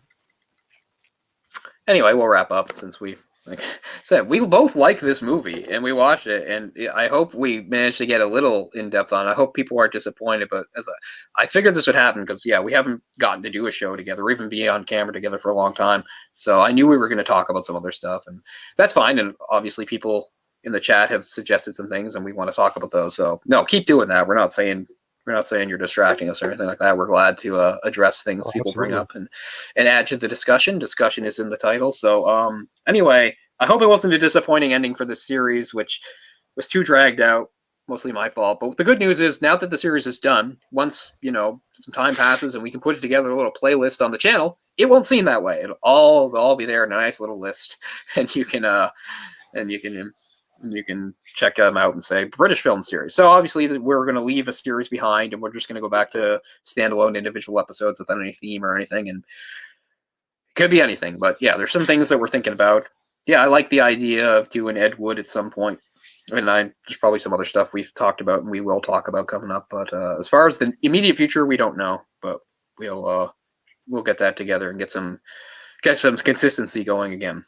Because I know we did not have any consistency at all during this series. We had too many breaks. We had too many breaks between episodes, and we'll address that. But anyway, I really do like The Long Good Friday. I think it definitely is one of the better British gangster films. I like how that it does sort of play against expectations in some ways, and in some ways it doesn't. But it's all very satisfying. Bob Hoskins is obviously the main reason he carries the movie. Helen Mirren doesn't have a lot of scenes, but she shows how important she is in the movies. By the way, speaking of the thief, his wife, her cooking her lover, blah blah blah. She's in that. She's in her like mid 40s in that. That's the only movie I'm aware of where you get to see her famous breasts like bared. So if anybody has another reason for watching that movie, like well into her 70s, her breasts have kind of a reputation for being fantastic. So you can see them in that movie, but I don't know if you'll get to see her. I don't think she shows her breasts when she's in her 20s or 30s. I'll have to find that out because that's important research. But no, Helen Mirren, of course, is a good actress that has played a lot of Dame Helen Mirren. There you go. We talked about these sirs. There's a dame. We got some dames going on. So yeah, some big, some very, very credentialed actors in these movies. Trying to think just before we wrap up, like of these. So we did The Long Good Friday. We did Get Carter, Day of the Jackal, Rise of the Foot Soldier. What did we kick it off with? Oh, and we did Layer Cake. Oh, that's right. Yeah. I think this one is my favorite of them. I mean, Get Carter's awfully good. It's probably in a neck and neck with Get Carter. If I was thinking of my favorite. I mean, I know that's a little predictable. That's kind of how critics see them too. But yeah. And I mean, both are sort of the same thing. That they really hinge on the performance of the lead. Michael Caine and Get Carter, Bob Hoskins in this. That's it's really what makes those movies. Not that they don't have other interesting things in them. I don't know, but yeah, it's down to those two for my favorite of the five we saw. But I mean, I enjoyed all the movies. We did talk about them, and so we enjoyed. Definitely still have to see the sequels to Rise of the Foot Soldier. I was going to watch the sequel, and then I got distracted and forgot about it. But I'm going to definitely at least watch one of those sequels. Yeah, and speaking of like Layer Cake and stuff, I'm going to watch Rock and Rolla soon just because I can. I heard it's not that great, but I'd like to give it a watch. And Croupier is still on like my list on Prime. I'd like to see that. That's one from the 90s with a very young, then unknown guy that we did in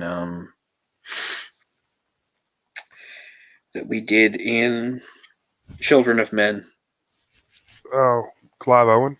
Clive Owen, yeah. Clive Owen's, it's like 97 or 98 Croupier. He's the main guy in that, like way before he was like a known actor. That's on my list on Netflix. That was another one I considered doing. So even though this is over, I still have a few British crime ones I'd like to watch just for my own enjoyment. Yeah, Rise of the Foot Soldier might be kind of the least interesting, but I still appreciate like that view sort of into that world and that culture, I guess, a little bit. Yeah, it's what, maybe 20 years after some of these other ones. So, well, Yeah, yeah, about 20 it years. So, is. Yeah, I mean it's set in like the 80s and 90s, but it's but from like 2007. And I mean, it doesn't have the benefit. Like, I like that guy a lot, but it doesn't have the benefit of having what would now be considered like a big name star, like somebody like yeah, Michael Caine or Hoskins. I don't know, but I mean, it's definitely enjoyable. It's probably the quirkiest. Like most of them don't have that much funny stuff in them. That one has like some quirky kind of funny moments in it. These movies are played very straight, like this, and as was Day of the Jackal. Those are all, not that there's anything wrong with that. I'm just saying something that separates that from those movies a little bit is it has maybe a little bit of humor in it. I don't know, but yeah, we tried to not make them all from the same era, and what we wound up with was two movies from the 70s, one movie from 1980, and two movies from the 2000s. Is what we wound up with. So we didn't do anything from the 90s, and we didn't do anything from like into the 80s. This is from 1980, the start of it. So, but as we say, every time we finish a series, just because the series is over doesn't mean we won't in the future do a movie that could have been part of the series. So there, at some point, although probably not for a while, we could very well do some other British crime movie because there still are lots of good ones and ones worth talking about. oh yeah, Yeah. I feel like there's definitely more to say about this movie that I didn't really get to, but my memory isn't as sharp as it should be because it's been over a week since I saw it. Like usually when we do these, I've seen it pretty recently and it's right in my head, but I've seen a bunch of movies in between that and there, so that's not helpful. So that's why I talked about some of them. But yeah, I like Green Knight. But anyway, that'll finish up for that. For that. So thanks everybody for being here. It's nice that a lot of people showed up because I know we were off for a while and it's kind of hard to, know when we're gonna actually be on air. So we're glad people showed up to watch. That's cool. We appreciate that a lot. And this time, as we said, we're really hoping to get some more consistency going as we head into the fall. sounds good. Thanks for watching, guys. Thanks a lot, guys. Have a good one. See you next Bye. time.